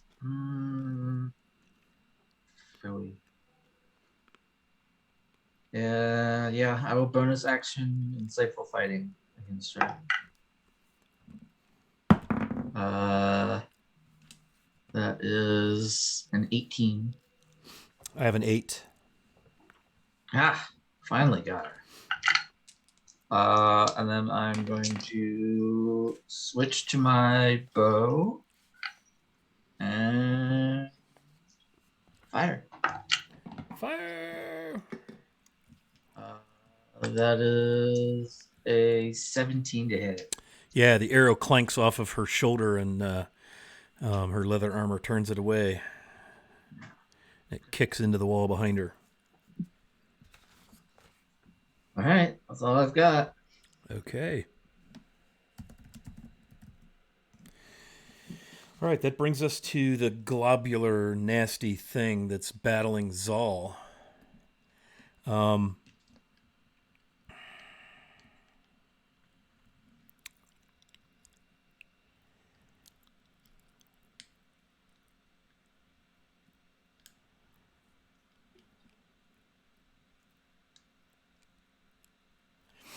Okay, so it again tries to just slam with 2 of its stalks.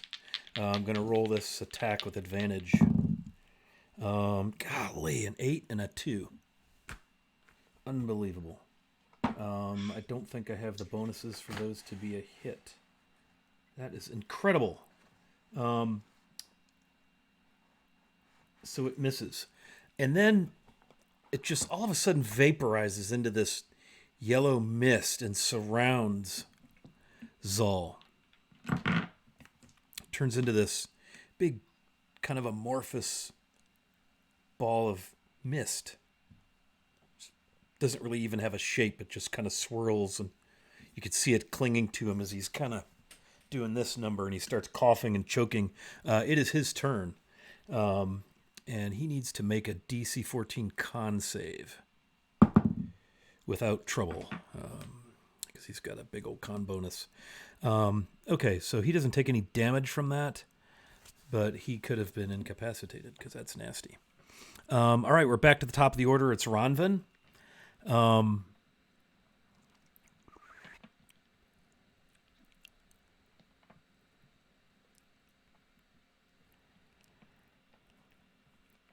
and she's going to fire her lightning blaster into this mist.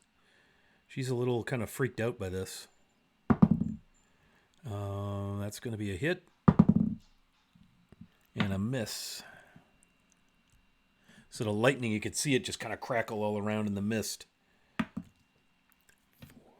3 is 7. For 7 damage. Okay. Rance, you're up. You're there beside Rue by the 2 pews.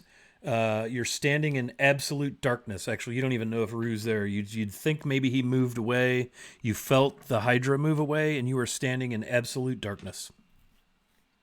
All right. Rance will use a pew to guide himself, and he'll move out of the thing to... You don't know what out is because of the fact that you're in utter darkness. So which direction are you going to go in the pew? Left. Okay, you run out of pew, and it's still really dark. You keep going? Sure, keep going. All right, so you cross that aisleway, and then when you get to the other pew, you realize, oh, I can see. And you also can see the side of the sphere of darkness that you're facing. And you see, as you get your wits about you, you see her standing on the altar, and you hear her laughing. Well, I will attempt to put a crossbow bolt in her. Okay. I will roll this with advantage. Okay. Burn 1. Advantage. Roll.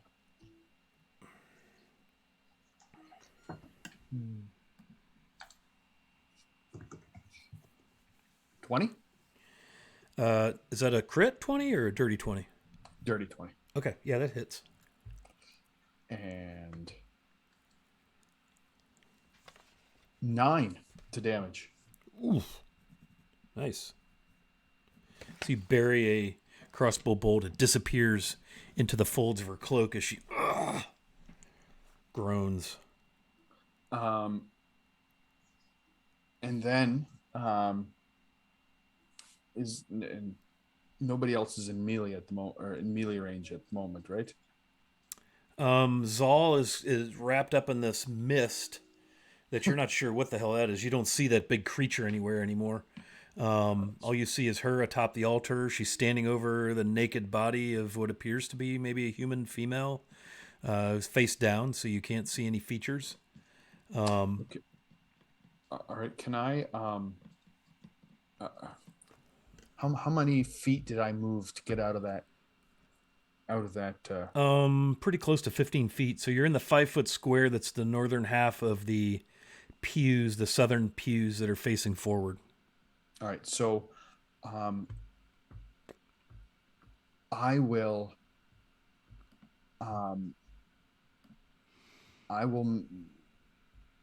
use the rest of my movement, plus I'll use the bonus action dash, and I will go up to her, hop up on top of the altar with her, and stand toe to toe with her. Make me a athletics or acrobatics. That altar's about 4 feet high. There's a body on it. There's a person standing on it. It's a little awkward. 26. And that seems to work. Yeah, and you crawled over what appears to be maybe clothing, leather armor, gear in a heap, kind of to the left side of the front of the altar. And so there you are, toe-to-toe with the Hydra. Okay. And I think I think I'm out of things to do. I'd push off the body if I could, but I might have to wait. Okay. All right, so that was Rance. Viz, you're up.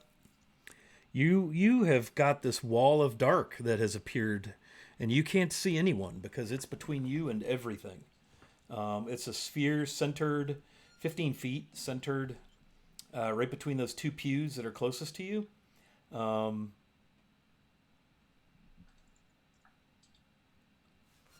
me see if that's 15-foot radius. 15-foot radius sphere. So that's 15 feet from the center, so it's 30 feet across. So yeah, that darkness goes all the way to the wall and extends out into the hallway a bit. Cool. I have blind sight. So it's only 10 feet though. I'm going to take a guess and move toward the altar. Okay. Using my blind sight to guide me. So not relying on vision, but more smells, the feel of the breeze passing through the area. If any subtle sounds or unsubtle sounds, cackling laughter, to find my way to wherever my quarry is. And I'm also 13 feet tall, so I'm probably not quite cresting out of that globe yet, but I should be pretty close as I move forward. And when I hopefully break it, I am going to see my quarry, which is the Hydra. Yeah, you run into that altar, and you can see through that. You can see her standing on it. There's a body, and Rance is also standing there with her. Okay. And I'm just going to internally chuckle and leave the monologue to the bad guys. And I am going to attack with my rapier. So I will burn an advantage. First die is a 16 plus 8 is 24. Mm-hmm. Second attack is exactly the same.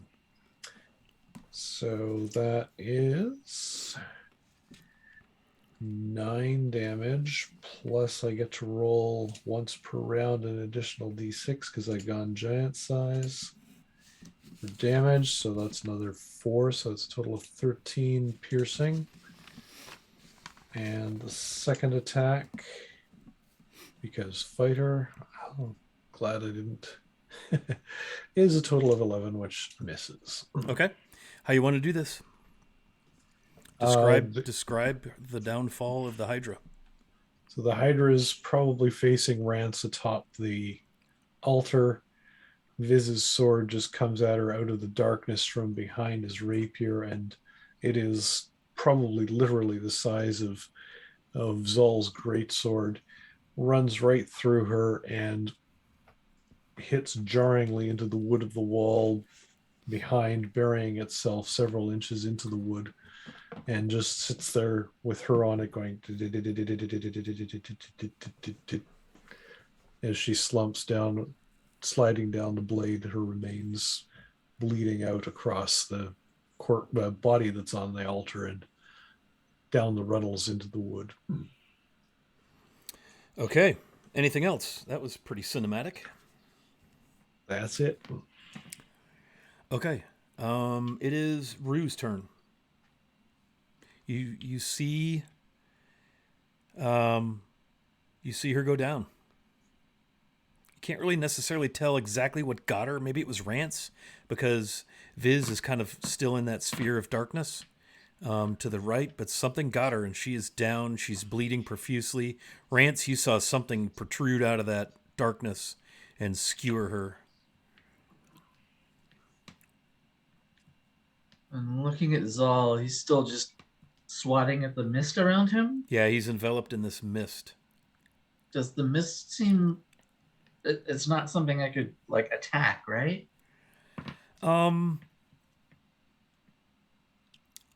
It doesn't say you can't. Still has all the same stats.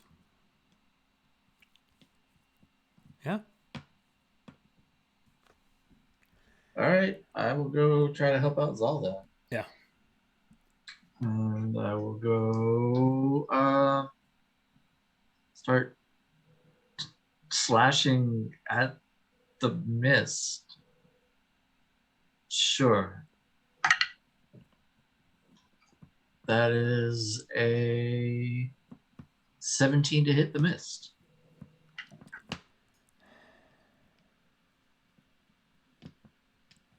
I'm looking at it just doesn't say that you can't. Seems like not logical, but it doesn't. Yeah, I mean, if you want to rule that I can't, then that's fine. No. Go ahead. Do your damage, buddy. Okay. It's So, immune to sneak attack. non-magical damage.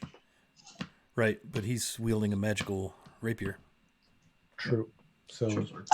makes sense then.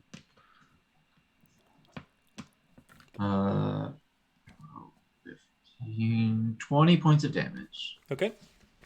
Yeah, so you kind of cut a swath through it or something? Kind of scatter it a bit? And then I will also take a swipe with my second non-magical short sword, which I assume does nothing. Okay. Roll your attack.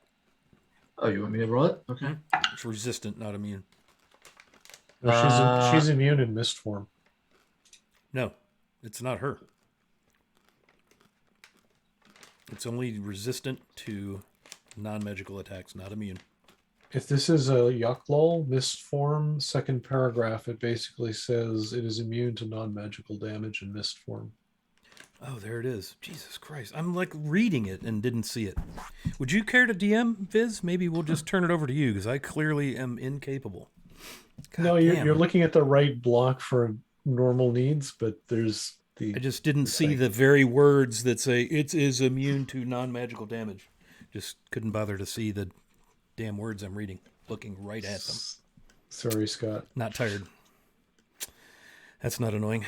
Not you, just my eyeballs and my brain are not connecting. Okay, so that has no effect. Okay. That's it. Okay, that was Rue. It is now we all know what it is.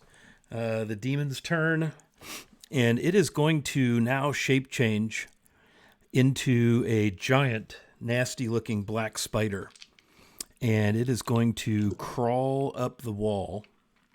And as it does that, Zal's going to take a swing with his great sword. I would invite you to do the same, Rue, if you wish. Opportunity attack. I wish. I rolled a 3. I rolled. I can't even help you guys, much less hurt you. All right, so it climbs up the wall and onto the ceiling, and so it is essentially, 15 feet above you. The ceiling is about 20, but its body is pretty thick, so it's about 15 feet away reach-wise. And it is now Zal's turn. Let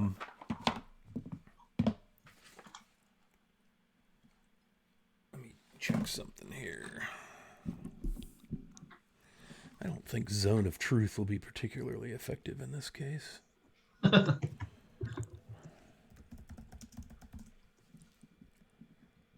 No, that's not very good either. It just doesn't have attacky spells.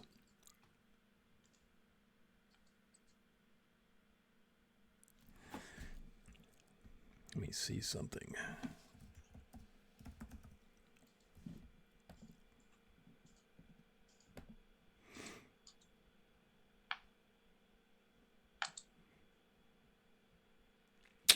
There's not anything he can do with this, so he's going to hold his action and race to the altar with Rance to see what there is to be seen. In fact, maybe for cinematic effect, he's going to plunge his sword into the corpse of the Hydra. That puts us at Ronvin, and she's going to take a couple of pew-pews at the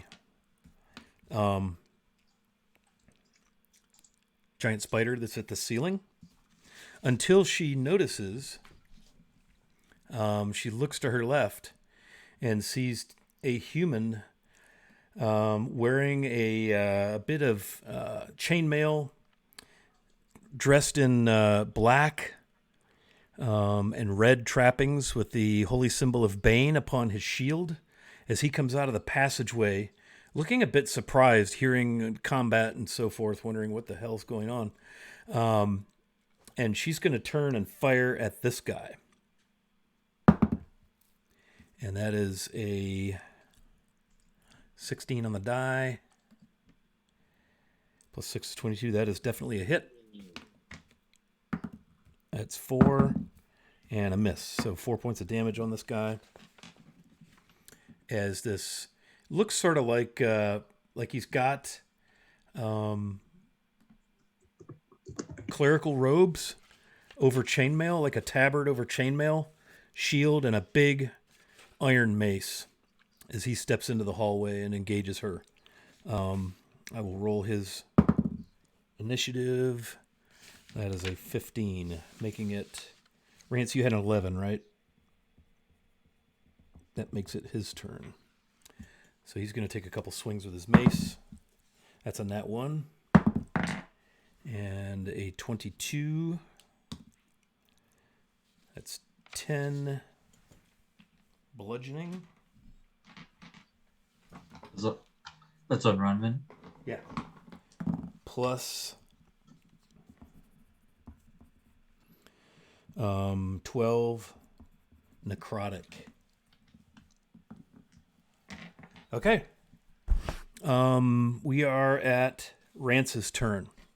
Rance, you're standing on the altar. There's a prone female body at your feet. There's a dead Hydra on the floor. There's a large paladin in a foul mood behind you.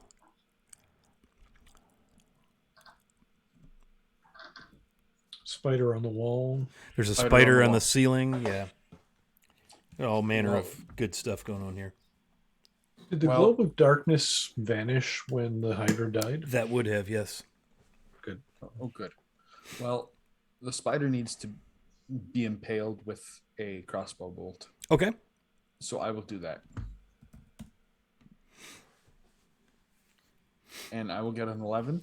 That's probably not good. Yeah, it's going to be a little low. In fact, a +2 wouldn't get you there. So that ends that. So Rance will kind of jump down off the altar and kind of back up away from the where the spider is.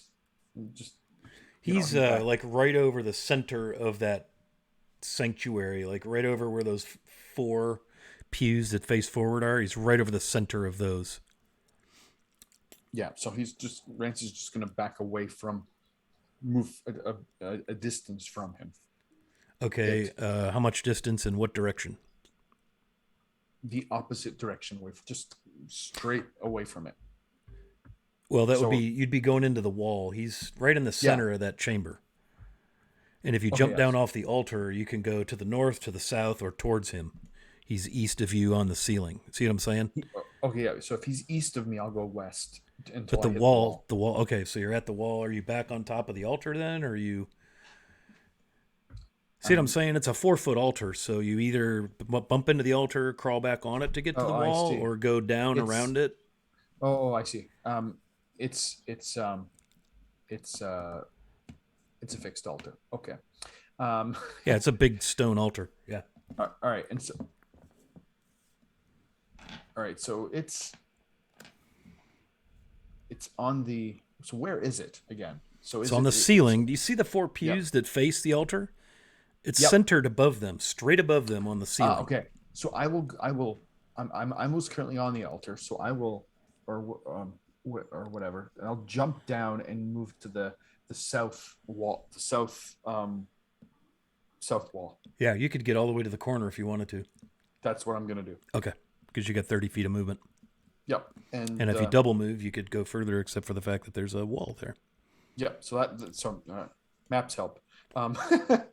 Are you looking at the map by any chance? I am now. I couldn't find it. Okay, that would explain the confusion. I'm like wondering what was happening there. I had to open. I had to open Twitch. I couldn't find it in the Discord. Are you two looking at the map in Discord? The other two? I'm looking at it on Twitch. Oh, it's in our chat in Discord. Yep. Didn't see it there. Yep. Oh, I didn't hit send. God, I shouldn't be DMing tonight. Clearly, I don't have a clue. Seriously, it's okay. It's not okay, but whatever. I mean, I've been looking at it on the stream. It's pretty small on the stream. Sorry, guys. It's okay.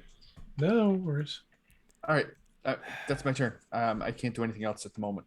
No other ranged attacks to hit a thing in the ceiling. So Okay. I'll go sit in the corner. Very good. Yeah, I was trying to figure, like, how does he not see? Because he doesn't have the map. There. Okay. Sorry, guys. Total fail. Ah, I put it in there, and I didn't hit enter. Or I hit enter, and it moved my cursor down instead of sending it into the stupid Discord. Don't get me started on Discord. Okay. So that was rants. Viz, it's your turn. all right. So we have problems. Okay, so we got a dude down the hallway casting spells. We've got a spider on the ceiling. 9, 12 feet, 13 feet tall. I'm gonna throw daggers at the spellcaster. All right. Yeah, there's that guy with the mace down the hall that's engaged Ronvin, and they are like right in the center of that hallway, just straight up from the passageway. Did he cast spells too? I thought he was just hitting her with a mace. He was hitting her with a mace. But I described him as looking rather clerical in nature. He's covered in holy symbols on his tabard and on his shield. And I made an assumption. Pew pew. First attack is a 16. that's an exact hit. Awesome. So that is a total of 10 points of piercing damage.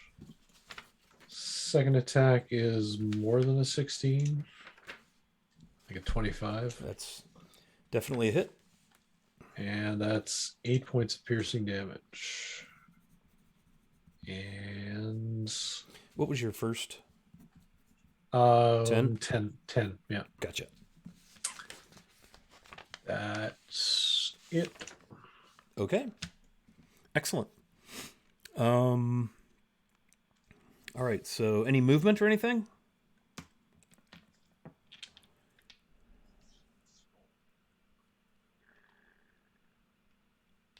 You're muted, Dave. Oh, I thought he was counting silently. I'm going to stay where I am. Okay. So you're up by the altar in that upper right, kind of northeast corner by the dais, where you slew the you-know-who, the Hydra. We are to Rue's turn now. All right. What does the spider look like it's doing? It went up to the ceiling. Uh-huh. It was kind of surrounded by you and Zal, and so it basically just pulled an escape. It went from mist to spider and then went up the wall. Okay. Does it look like it's continuing to flee, or it's getting ready to jump back it ran to out the of movement, so it's where it is. Yeah. Yeah. The old classic, not my turn, time stop. All right.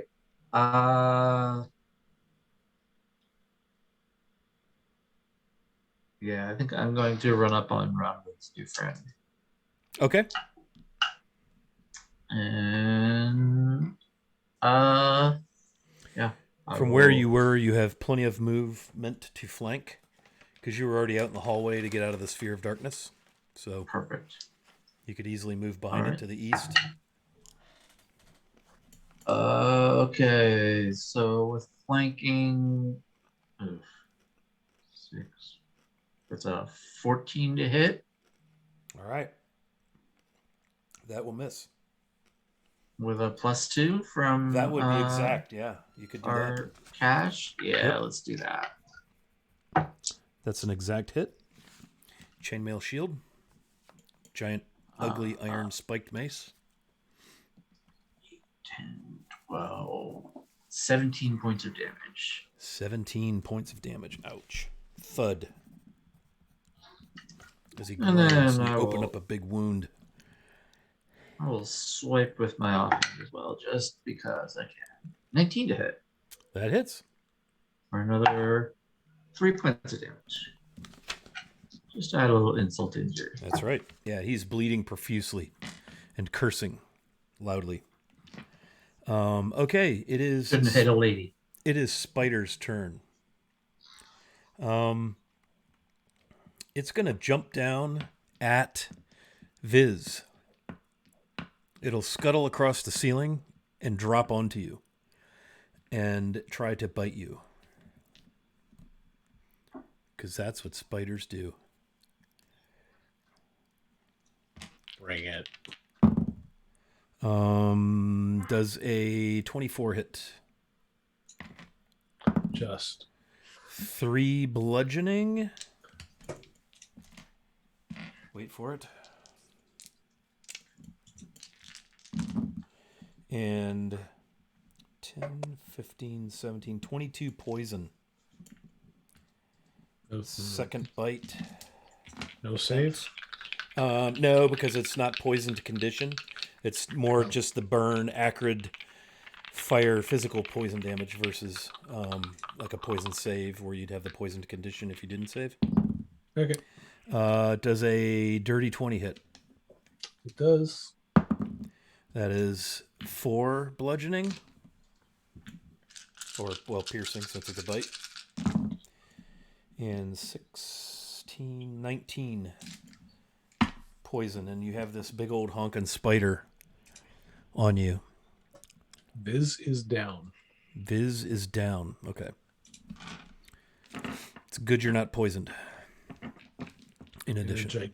In a terrific crash of meat, Viz has fallen to the floor. Does that shrink Viz? Funny thing is that it doesn't say it's a concentration effect. Then it wouldn't. It just you tell it to stop or it stops on its own. Cool. Yeah, I'm not entirely clear whether I can even dismiss it or if it just lasts a minute. Right. Okay. That brings us to Zal. And he is going to bellow. Let's see. He's in between the southern pews. 5, 10, 15, 20, 25, 30. All right. That can put him at melee.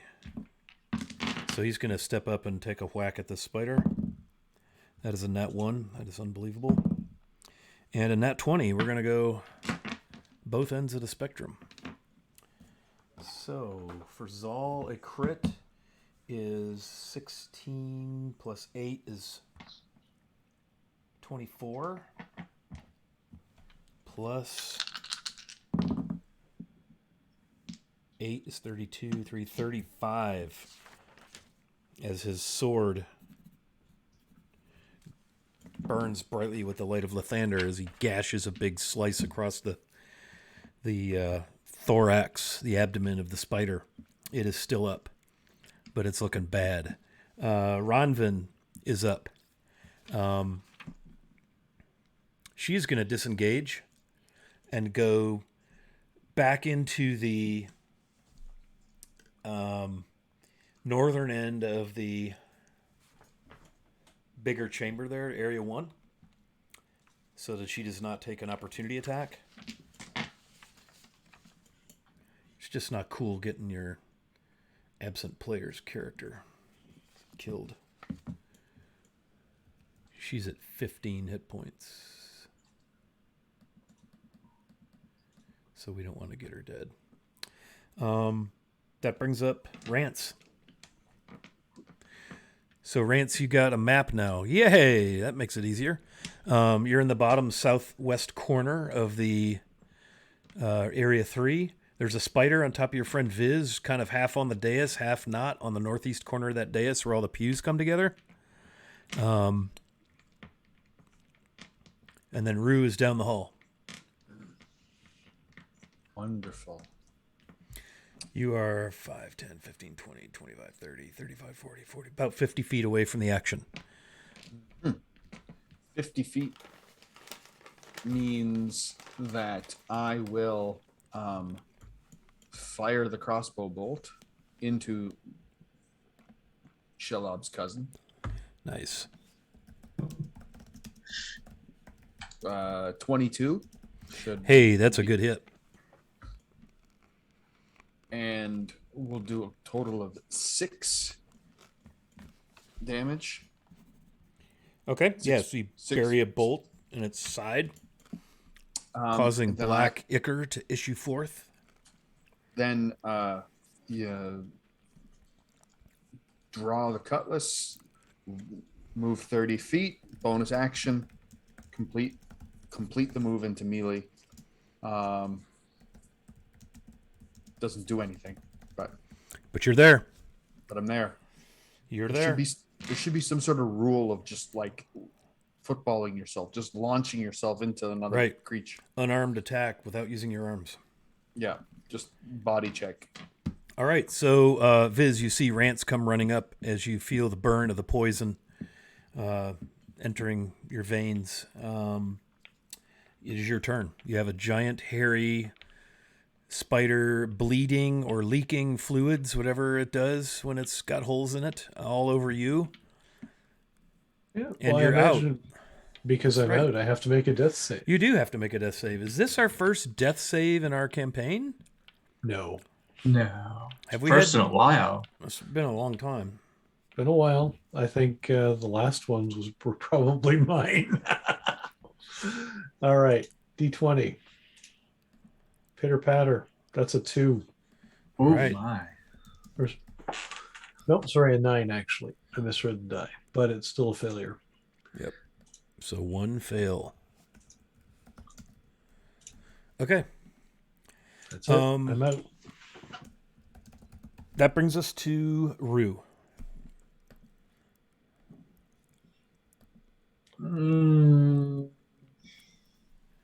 I don't even know that Viz is unconscious, do I? I just saw this huge spider fall on him. Yeah. Well, and you would have seen that action because you're actually facing that way because you were on the east side of this dude. So back in the, in the distance of your vision, you would have seen the big hulking form of the spider drop on your friend in a big thwap. Viz was not small when it happened, so easily spotted. 13-foot tall guy just fell down. Yeah. It would have left a mark. Yep. Made a pretty good crash. All right.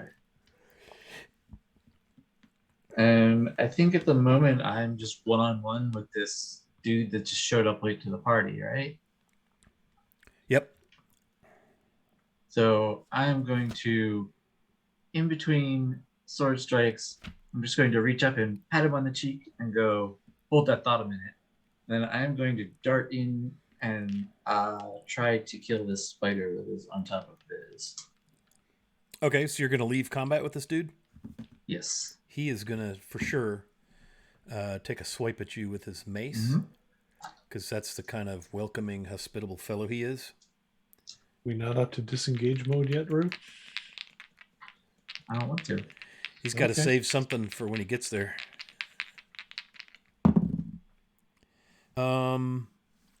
Does a 21, dirty 21 hit?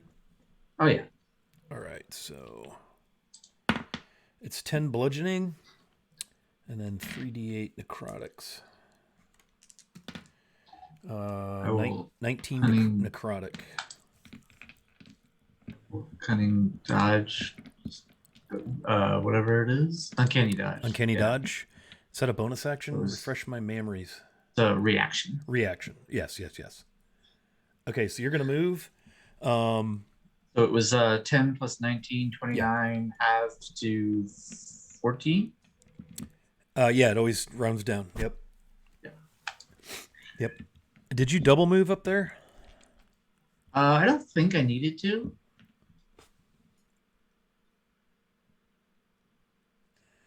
If you go diagonal, you're going to be close. That spider's really big. Okay. You got Zal there, you got Rance there, you got Viz there, and you get on the scene and you see the spiders bleeding profusely. Viz appears to be out. And you can see where the spider has bitten him. Poison seeping from the puffy, inflamed wounds. Okay, seeing him unconscious, would I know that Viz has a healing potion on him?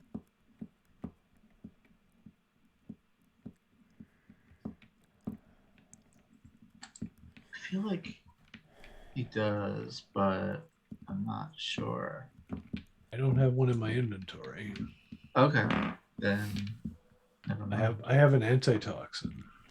Zal looks at you and goes, "Kill it. I'll save the boy." Then, yeah, then I will just go Pell at the beast. A 25 to hit.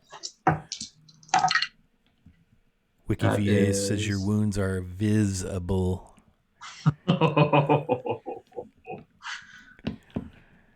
10 imaginary points to Chris. 9, 12, 14, 19 points of damage. All right, give me a description. He He only had 5 hit points left. Yeah, Rue just launches himself at this thing, swords first, just driving down on top of it, and just pierces all the way straight through the creature. Straight through, you say? Because, if you take damage when you're at 0 hit points, that's a failed death save. Or to the other side. Oh, barely missing this. Okay. Yes. Didn't hit your... Okay. Yeah. No, I'm pretty sure Rue would know better than to... Yeah. Okay, so you land on the spider and kill it, and you just feel it sort of deflate, and just ichor flows freely in all directions, just coating kind of the lower half of Viz. Around. Then Rue's going to spin around, facing back towards the other guy, and do the Morpheus. Nice. Yeah. Nice. Cinematic. Very good. I don't think there's a single drop of anything you could do left in that turn. You squeezed every bit of action economy. You wrung it out like a wet towel. Zal kneels and places his hands upon what's his name? Viz. And Viz, you feel the warmth begin to course through your body as your eyes flicker open. And you're coated in this warm, thick, viscous black liquid. Your whole bottom half is just covered in spider ichor. But you take... you get 27 hit points back. As Zal lays on hands and pours the light of Lathander. It is Ronvin's turn. And you can hear the crackle of her lightning launcher. And with advantage, please tell me that's a hit. That's a hit. 19. AC 16. So she hits with the first one. And double 18s with the second. So that's 2 more advantages. So you'll be happy to know I'm burning through my advantages judiciously. And she does 13 points of damage to this dude and blows him off his feet. And he falls in the hallway. His shield clatters to the ground. The iron mace falls to the ground. And really the only sound is the sound of the fluids bubbling out of the demon's spider form. Viz is wheezing. All of your panting and the crackling of the fire in the brazier as it would appear that you've ended all of your foes. I call down the hall to Ronvin. I distracted him for you. Thanks, love. She yells. So here's an accounting of the situation. You have a naked body sprawled on the altar, lifeless, limp. You have the form of the Hydra on the floor in front of the altar. You have, again, the smoldering ashes and coals of the censer down on the south side of the altar. You have the dead black gauntlet of Bane in the hallway. You have the corpse of the spider. You have the passageway to the south in the middle of the kind of the connector there, and you're in the chapel. What do you do?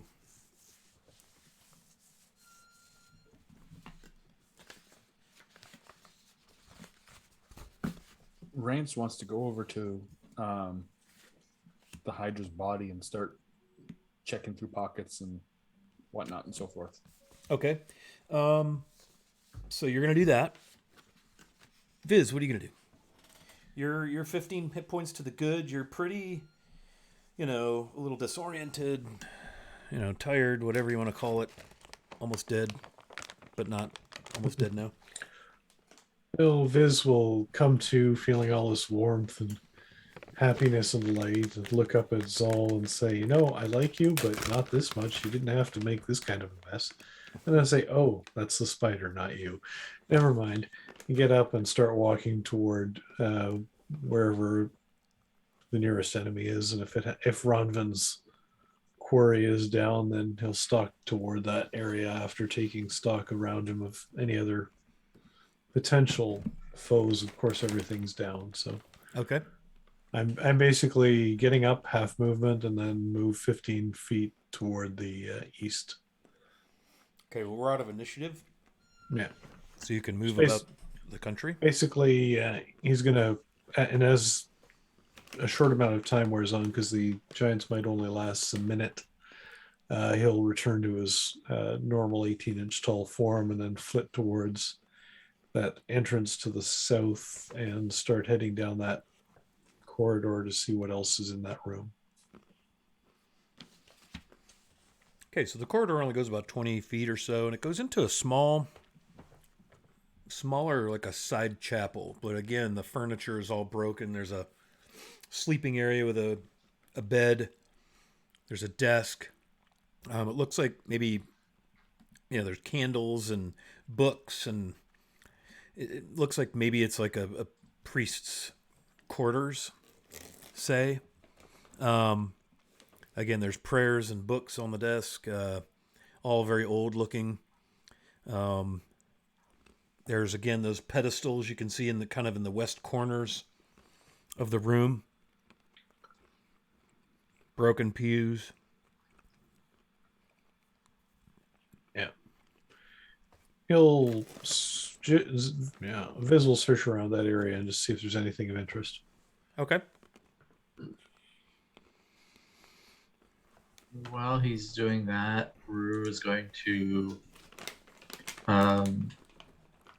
haltingly approach the body on the altar and turn it over. Okay. You see on the shoulder, the left shoulder blade, a tattoo with the Zentarum symbol. The Zentarum, the flying snake badge symbol.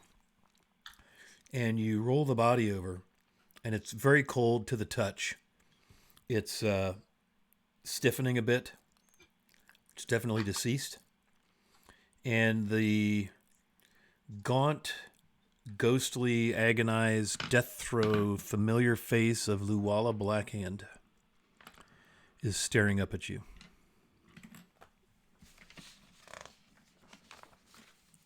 Oh. Plot twist. So not human. Not entirely.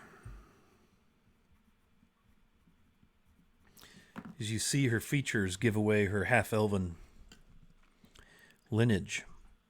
What's disturbing is how pale she is, because she's, if you remember correctly, she's not just half-elven. Right. Yeah.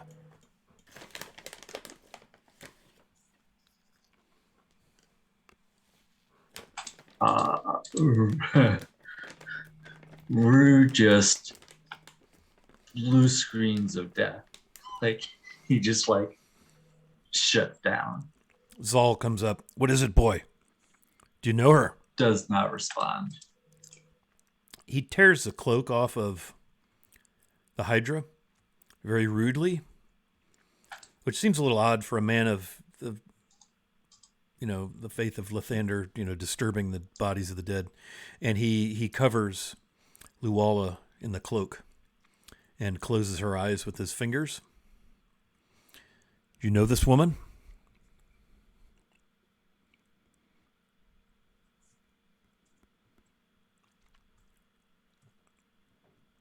And he pulls her off the altar carefully and lays her across the front pew, keeping her covered. And he just kind of pats you on the shoulder. Rue just like slowly turns as he carries her and just.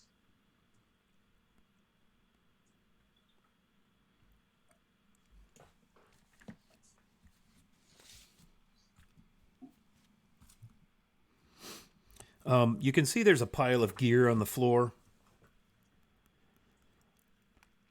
in front of the altar, presumably hers.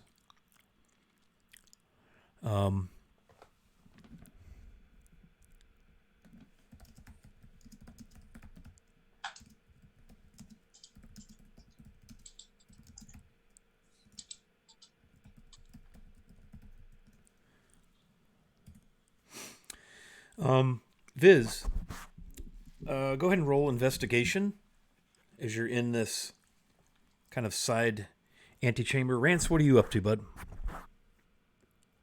You gonna help me investigate this lady's stuff? Anything of interest? Okay. Like go through her pockets. Any? The Hydra? Yeah. Oh, that's right. You were sacking the Hydra's body, rolling Hydra. Yeah.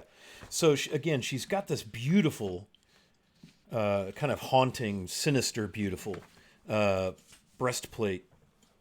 It kind of looks like it's been dipped in silver, but it's got this dark tone to it. And then it has all these dark runes that you recognize as probably infernal. It's got like gauntleted hands embossed, and it's got the hand of Bane. But it's very, very fine.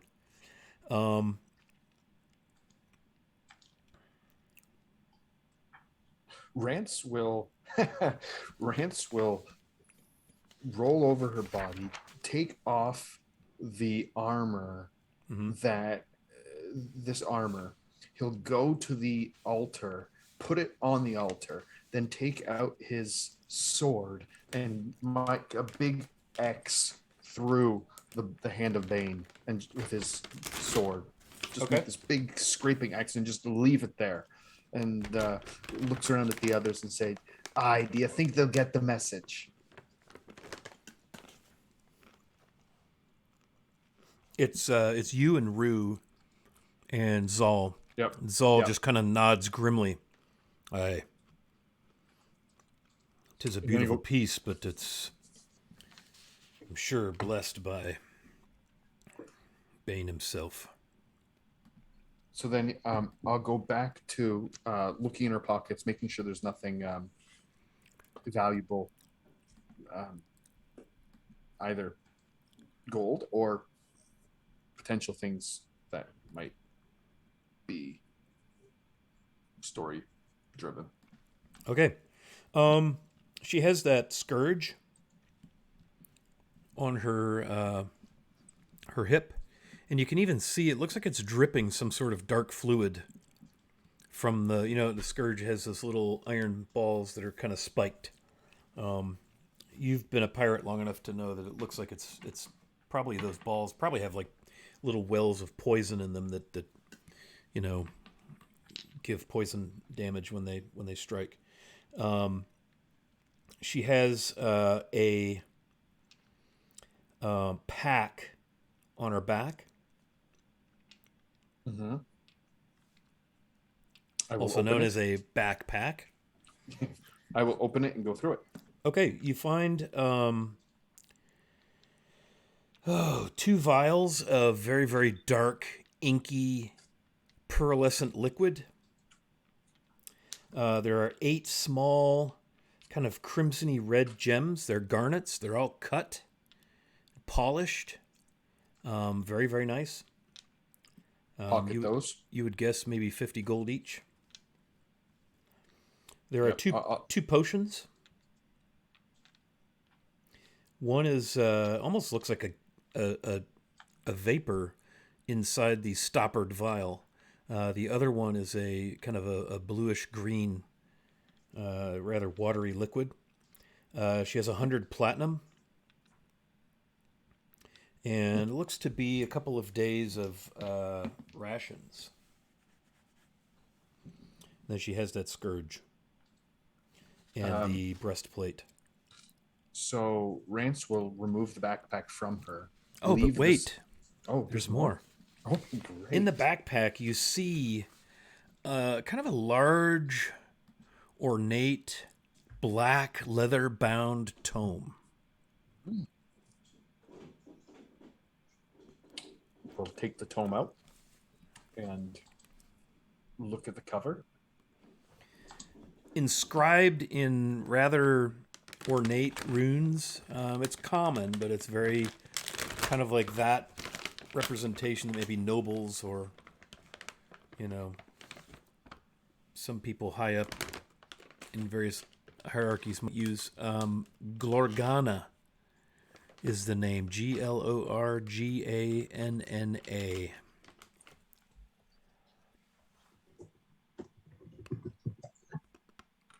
Okay. I'll open the book and thumb through the pages. You can't read it, but it's the same sort of runes and written language as was above the door. You recognize it as infernal from Zal having pointed it out several times.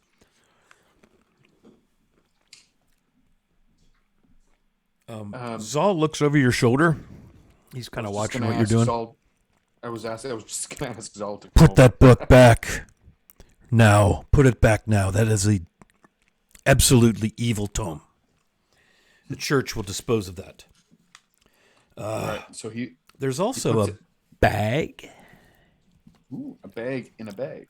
And a ring. Ooh. In her pack.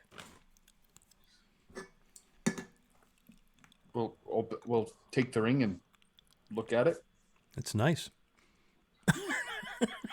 It's a nice ring. Drop it back in. Take the bag. Open up the little bag.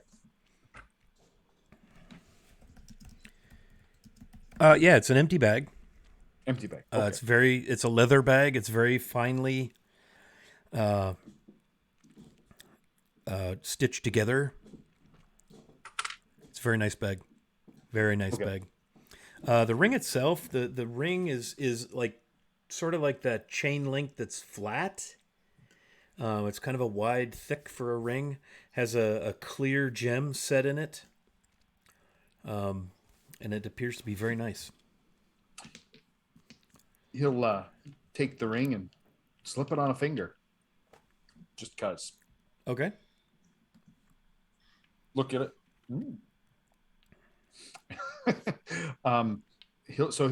Rance will take off the backpack off of her and lug it over his shoulder, and I think she was the only one that kind of looked like had stuff on her. Well, you have this dude in the hall that I think Rue was gonna toss his body, right? No, Rue's sitting there in shock. Ronvin probably would have been doing that. Let's flip over to Viz, who's investigating in the side chapel there. What have you learned with your investigation roll, Viz? My investigation roll was at 12. Okay. A lot of books on top of the desk and stacked on a table. Again, they bear those very same runes, characters that Zal had identified as infernal. For all you know, there may be prayer ritual books. You don't know. It's hard to tell. There's the pedestals. There's this nasty half-rotted tapestry hanging with looks like an image of Bane. Let me describe that for you.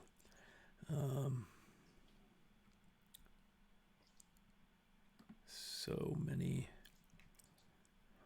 Well, I don't really have an image of Bane. But it looks like he's commanding this large black army over a battlefield.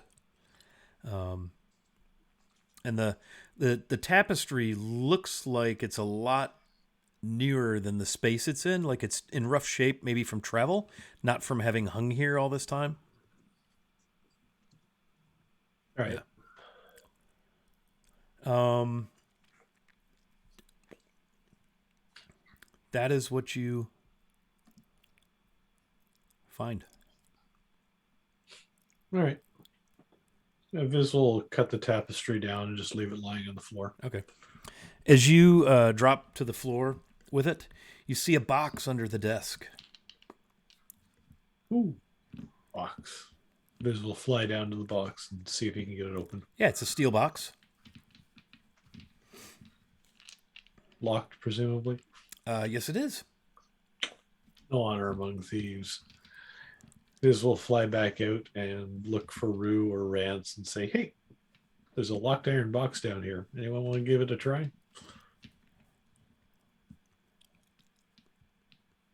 Sees Rue catatonic on the floor. Rue at this point has walked over and knelt to the floor next to the face of Koala, where she's lying on the pew. Koala. Yep. Name wrong. Well. Yeah, it's been a while.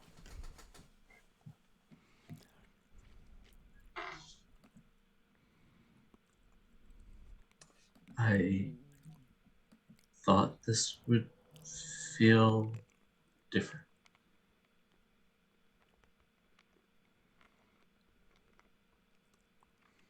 Can I tell how she died? There's no wounds.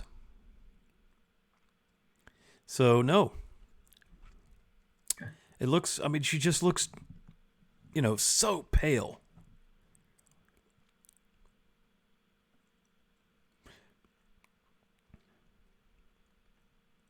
You would guess by the fact that she's still somewhat pliant, somewhat pliable. Rigor hasn't set in fully, that it's been within the last 24 hours. But she just looks gaunt and drained and pale. She's a pretty badass with a sword. She was tough. 15 strength, 16 con. I mean, she was tough. So to see her in this state, almost as if she's aged some,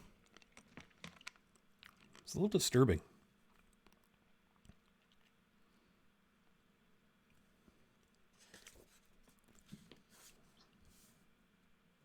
How far are we from where we left the cart?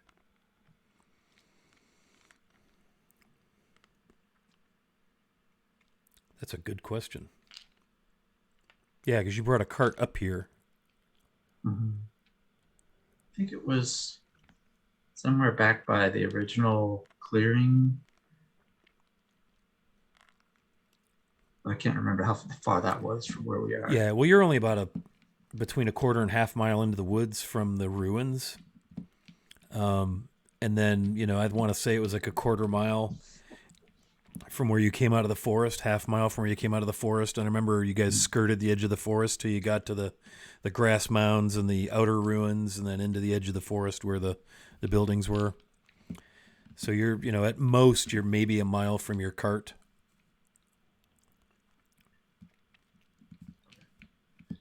You did see wagons behind the stable. It's been a couple of sessions, but when you scouted around all that, there's a couple of wagons back behind the stable. There's, I think there were 6 horses in the stable. Still a little ways from where we are. Yeah, and the stable's only a quarter to half a mile through the woods back, to the main clearing. Yeah, you know what? He's going to scoop up her body and just start to walk. Okay. She's wrapped in that cloak from the Hydra. There are her armor, her gear, her clothing are all heaped at the base of the altar there. It's all dark leathers, dark cloak. There's a Zent badge. She has a long sword, a very nice long sword, a very nice hand crossbow, Very nice studded leather black armor, a ring, some crossbow bolts. But her gear is all very, very nice. Yeah, he just leaves all that. Okay. So are you taking her back to the wagon? Mm-hmm. I'm heading that direction.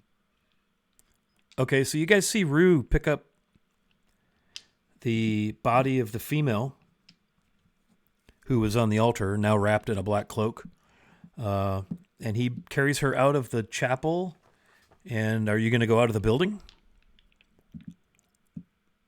Yeah. If nobody stops me. Ronvin will yell, where are you going? Who is that? What? Did someone die?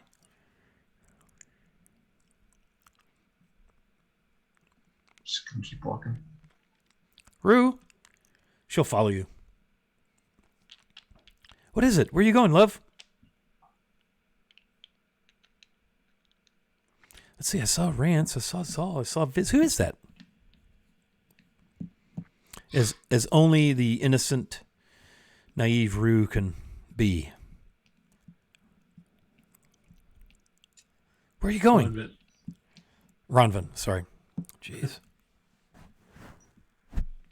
Finally, after a long moment, Rue will pause and look back and say, someone I loved. Someone you loved. Here? And he's going to keep walking. Sorry. She stands there kind of slack-jawed in the doorway as you exit.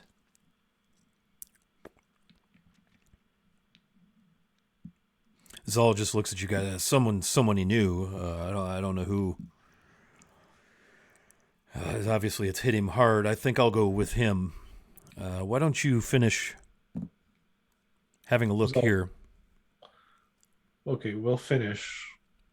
I suggest that we set fire to this whole building. We can. It's stone, but at least its insides will burn. The pews and the bodies. Well, stone needs support. It's usually made of wood. Yeah, that's Plus true. It's really good stone. Whatever. This will just start flying out of the building. Okay, Rance, are you going to go check this office, this little sleeping quarters? Okay, there is a steel box. You going to have a look around, or? The steel box, nobody's picked the lock on that yet, eh? Mm-mm. So I'll pick the lock on it. I haven't picked locks in a hot minute. So you're going to pick the lock. I'm going to pick the lock. Okay, Excuse my so ignorance. How do I do that in 5th edition? you have thieves' tools, correct? I do. Sleight of hand.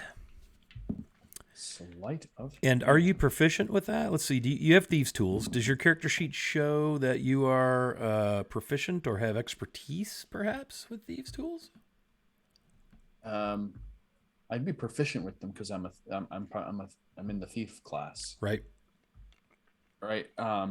Or I'm in a rogue class, so I have proficiency in them, but I did not choose to be an expert with them. Okay, I'm diving into your character sheet here with you. In the bottom left under proficiencies and languages. Yep, navigator's tools, thieves' tools, water vehicles. Okay, so I would say make a dex saving throw. Dexterity saving throw coming up. And let's see. 30-20. As the needle trap triggers.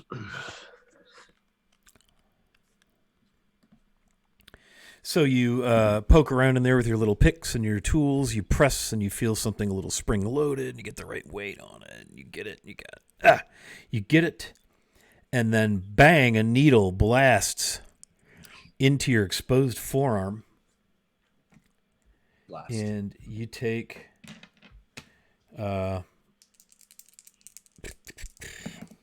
6 poison damage. Ooh. And 3 piercing. And the lock pops, the hasp drops, and you've unlocked the box. Is It there was anybody? the Who's in same this room with DC me? to find the trap as to disarm it, but you didn't tell me you were going to look for traps, so I didn't know. I had to poke you. I'm sorry, Yep. man. I'm sorry. Who else is in this room with me? As far as I know, you're alone. I think you're alone in the building. Ronvin was kind of standing in the door. You probably hear her call, Rance, are you still here? Where are you? She hears a string of expletives. Did you find some shinies? Oh boy! And she hears you yelling, and she comes in. Ooh, let's have a look around here, shall we? What have you got there? I got a needle in my bloody arm. That's what I got. Oh, well, you should have had me come in and see if it was trapped. I forgot. That's what I do. Well, let's have a look around, shall we? And she starts pawing through the desk and looking through the books on the table. She's going to roll a little investigation. Oh, there's a secret compartment under the desk that Viz didn't find with his 12 that I found with my 16. And so, what does Rance find in the box? Rance doesn't care about the damn compartment. What's in the box? A beautiful, beautiful pair of black leather gauntlets, unmarked. No holy symbols this time. No onyx. No creepiness. Just nice black, beautiful black leather gauntlets. Excuse me. And if you take the time to count these little beauties, these bright, shiny little red gems. The other ones that were found were garnets. These are rubies. 20 of them. 50 gold pieces each. And the gauntlets. Thieves can't wear gauntlets, can they? Oh, yeah. Or rogues. All right. Oh, yeah. He'll slip them on. It's like... Okay. So you have a ring on. Ring? Yep. You have these gauntlets on. Yep. And I've taken the gems and put them in the backpack for splitting with the party. Very nice. There's a secret compartment under this desk. Look, and she pulls out a tube. Ooh. A scroll. Hey, what did you find in the box? Rubies. Are those shinies? Shinies. 20. Rubies. I can deck out some armor with those. Why would you deck them out? We would sell them for gold so we can get rum. No. You put them on things and you use them for magic and they make things better. Oh, I'll show you. He hands her the We had backpack. this friend Here you in go. our party, this big man made of metal. His name was Gears, and I decked his armor all out. It was so cool. Rance hands her the backpack. She kind of shakes all the... Ooh!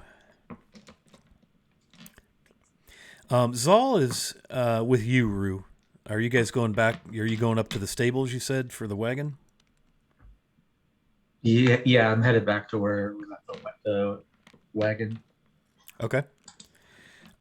There's two wagons. One of them says Quail's Goods.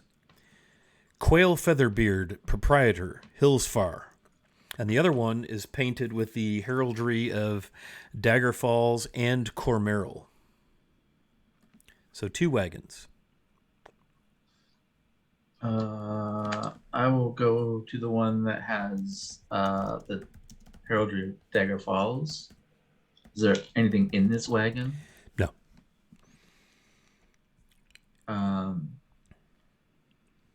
Roll intelligence.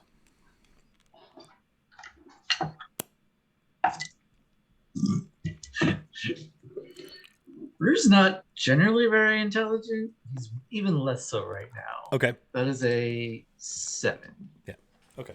Well, I mean, you remember that part of the reason you're up here is for the caravans that had gone missing, and you were, waiting for one of Lord Cormeril's caravans, and, putting 2 and 2 together, even with a 7, these are probably wagons from 2 of the caravans or a caravan that had gone, that never made it to Dagger Falls. Is probably why these things are up here. The evidence is mounting. He's going to gently lay Luala in the back of the wagon. Okay. Zal puts his arm on your shoulder. I could pray over her if you wish. She seems to have experienced an awful death, but I can at least bless her. And we can take her back to the church and she could be taken care of appropriately. She's Zentarum, yes? Yes. She was not a very nice person. Sure. It seems her partners must have turned on her.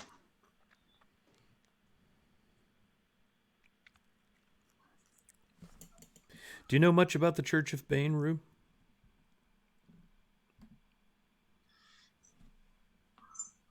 No, I can't say that I do. The Black Hand, the Lord of Darkness, is all about greed, control, ambition. It's no mistake that this priestess, this Hydra, you call her, I'm not surprised to see that she's a worshiper of the Black Hand. And it seems that she's corrupted some souls here, but one thing I noticed carved in the altar, you see, the Zentarum have a long history with the dark arts.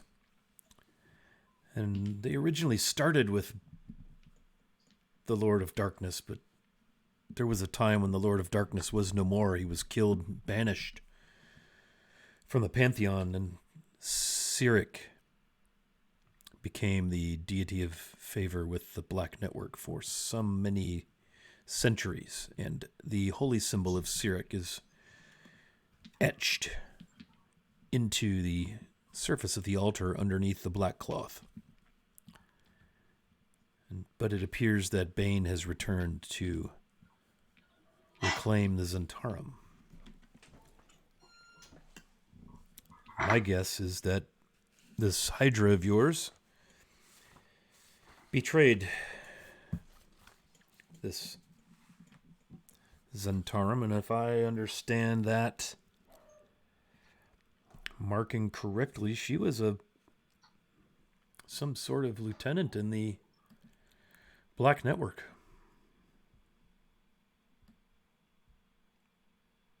What do they call them? Fangs, wolves? What is it? Rue will say the right word, whatever it is. It's wolf. Wolf. She was a wolf, yeah.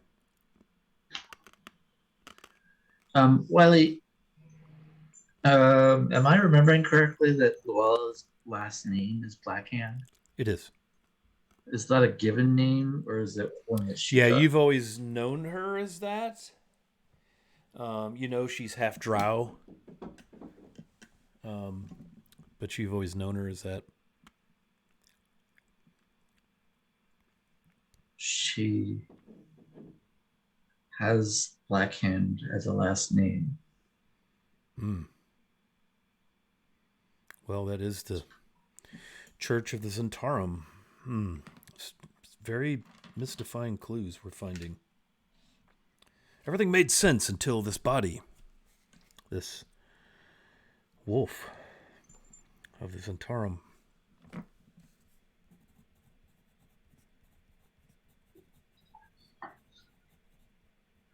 Her name was Luala Blackhand. Well, she is no more. Perhaps we should return her to the Zentarum with a message. Because clearly they were operating from here. That tunnel, I'm sure, finds its way to Dagger Falls and goodness knows where else. The Underdark, I'm sure.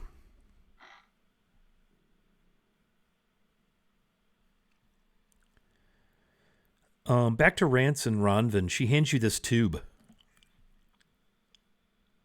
You open it. Rance checks for traps. It's just a regular scroll tube. It's not even sealed. All right. So he Put it opens in it. poison. Yeah.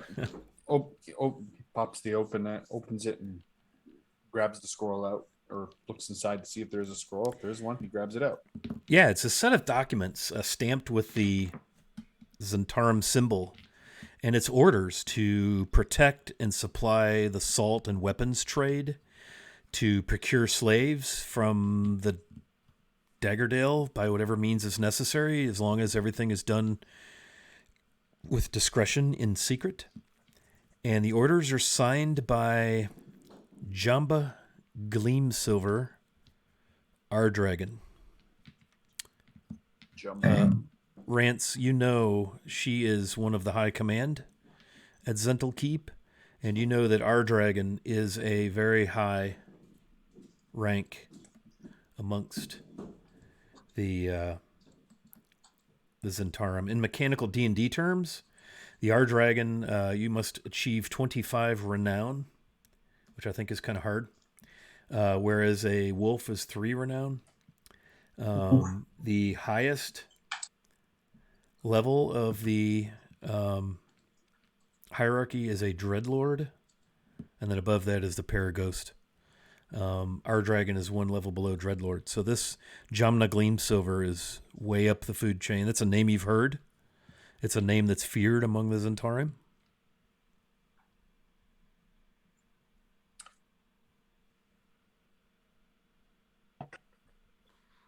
Yeah. So he'll read that over. Definitely pocket that.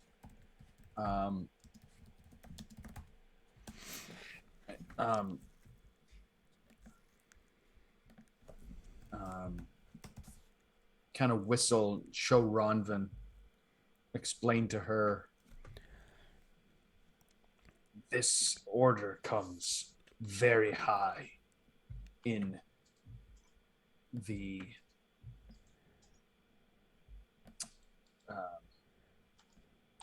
Zentarim network. Oh. That's not good, right? No, not if you live in Daggerdale. Not good at all. Yeah, the Zentarum, I remember my father and grandfather telling me how bad the Black Network was. They used to try to get control of the Dalelands. That's bad. I've had more than a few run-ins with them on the seas. Well, we should get this stuff. And she kind of looks around like, gets that shiver and kind of like, we should get out of here. Aye, lass. So then he, Rance leaves the room and heads towards wherever the others are.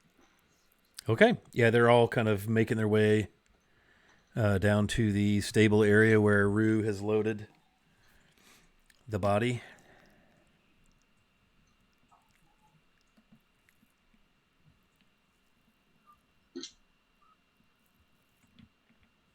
Okay.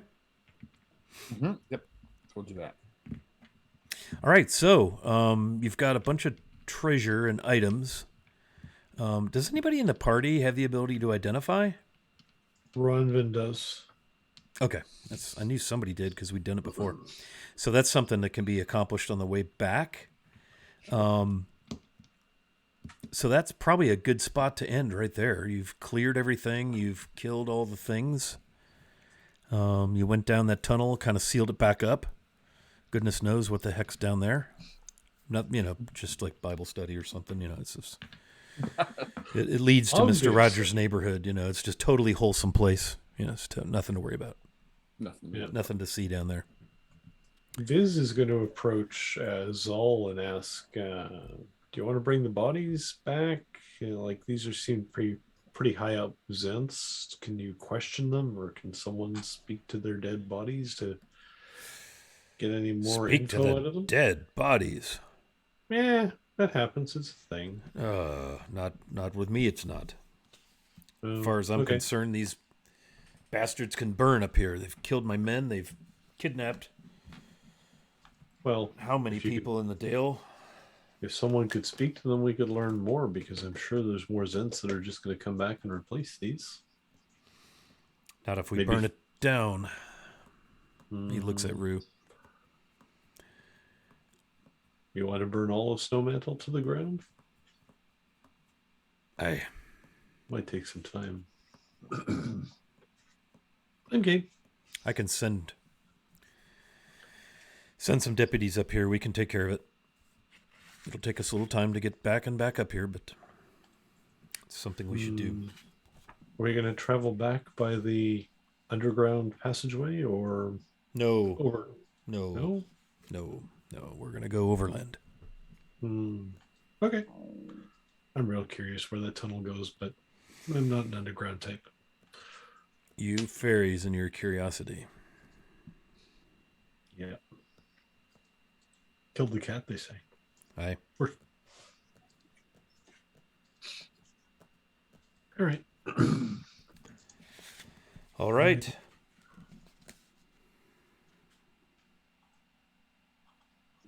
Well, I think that's a good spot to hit pause, boys. Yep. I'll see if anyone wants to help me drag the Hydra's body to that gigantic brazier and throw it in and let her roast. Okay.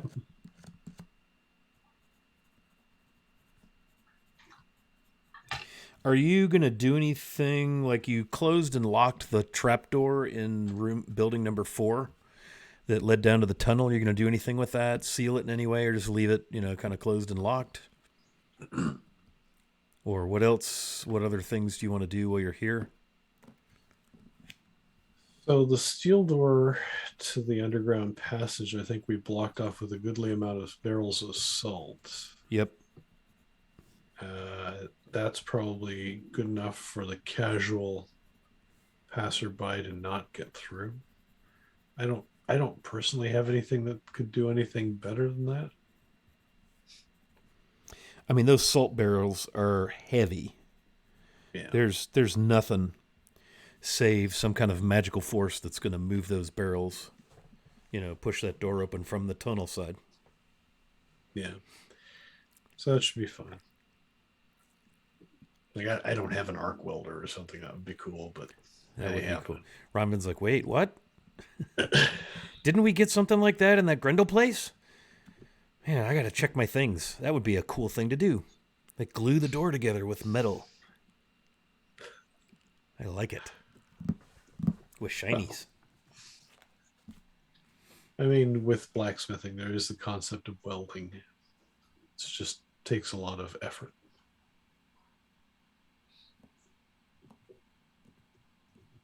All right. Well, let's go.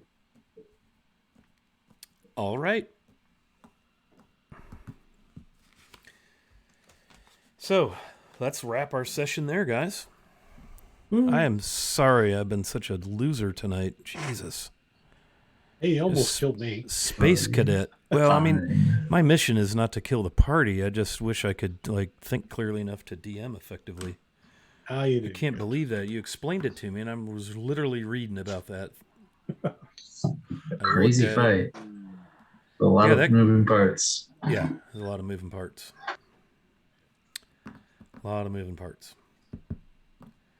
Extra-dimensional bad guy is such a pain. Yeah, she can summon a demon. Yeah, I'm glad that didn't Drow priestess. All right. Let's go around the horn and get our outros together. Viz. Hey, I'm Viz. Well, I'm playing Viz. I'm Dave. Hey, Wilson, the social medias. You can find me just here on every other Monday nights playing D&D, for which I'm grateful. Whew, me too, I think. my wits left me. Okay, Rue. Hey everyone, I'm Andrew. Fellowship at the Tables. Best place to find me is probably on Discord. Good old Discord. And then finally, our friend Rance Rumblood. I play Rance Runblood. My name is Matt Mateus on the socials. PR Mateus. You can catch me on Twitter and on Discord.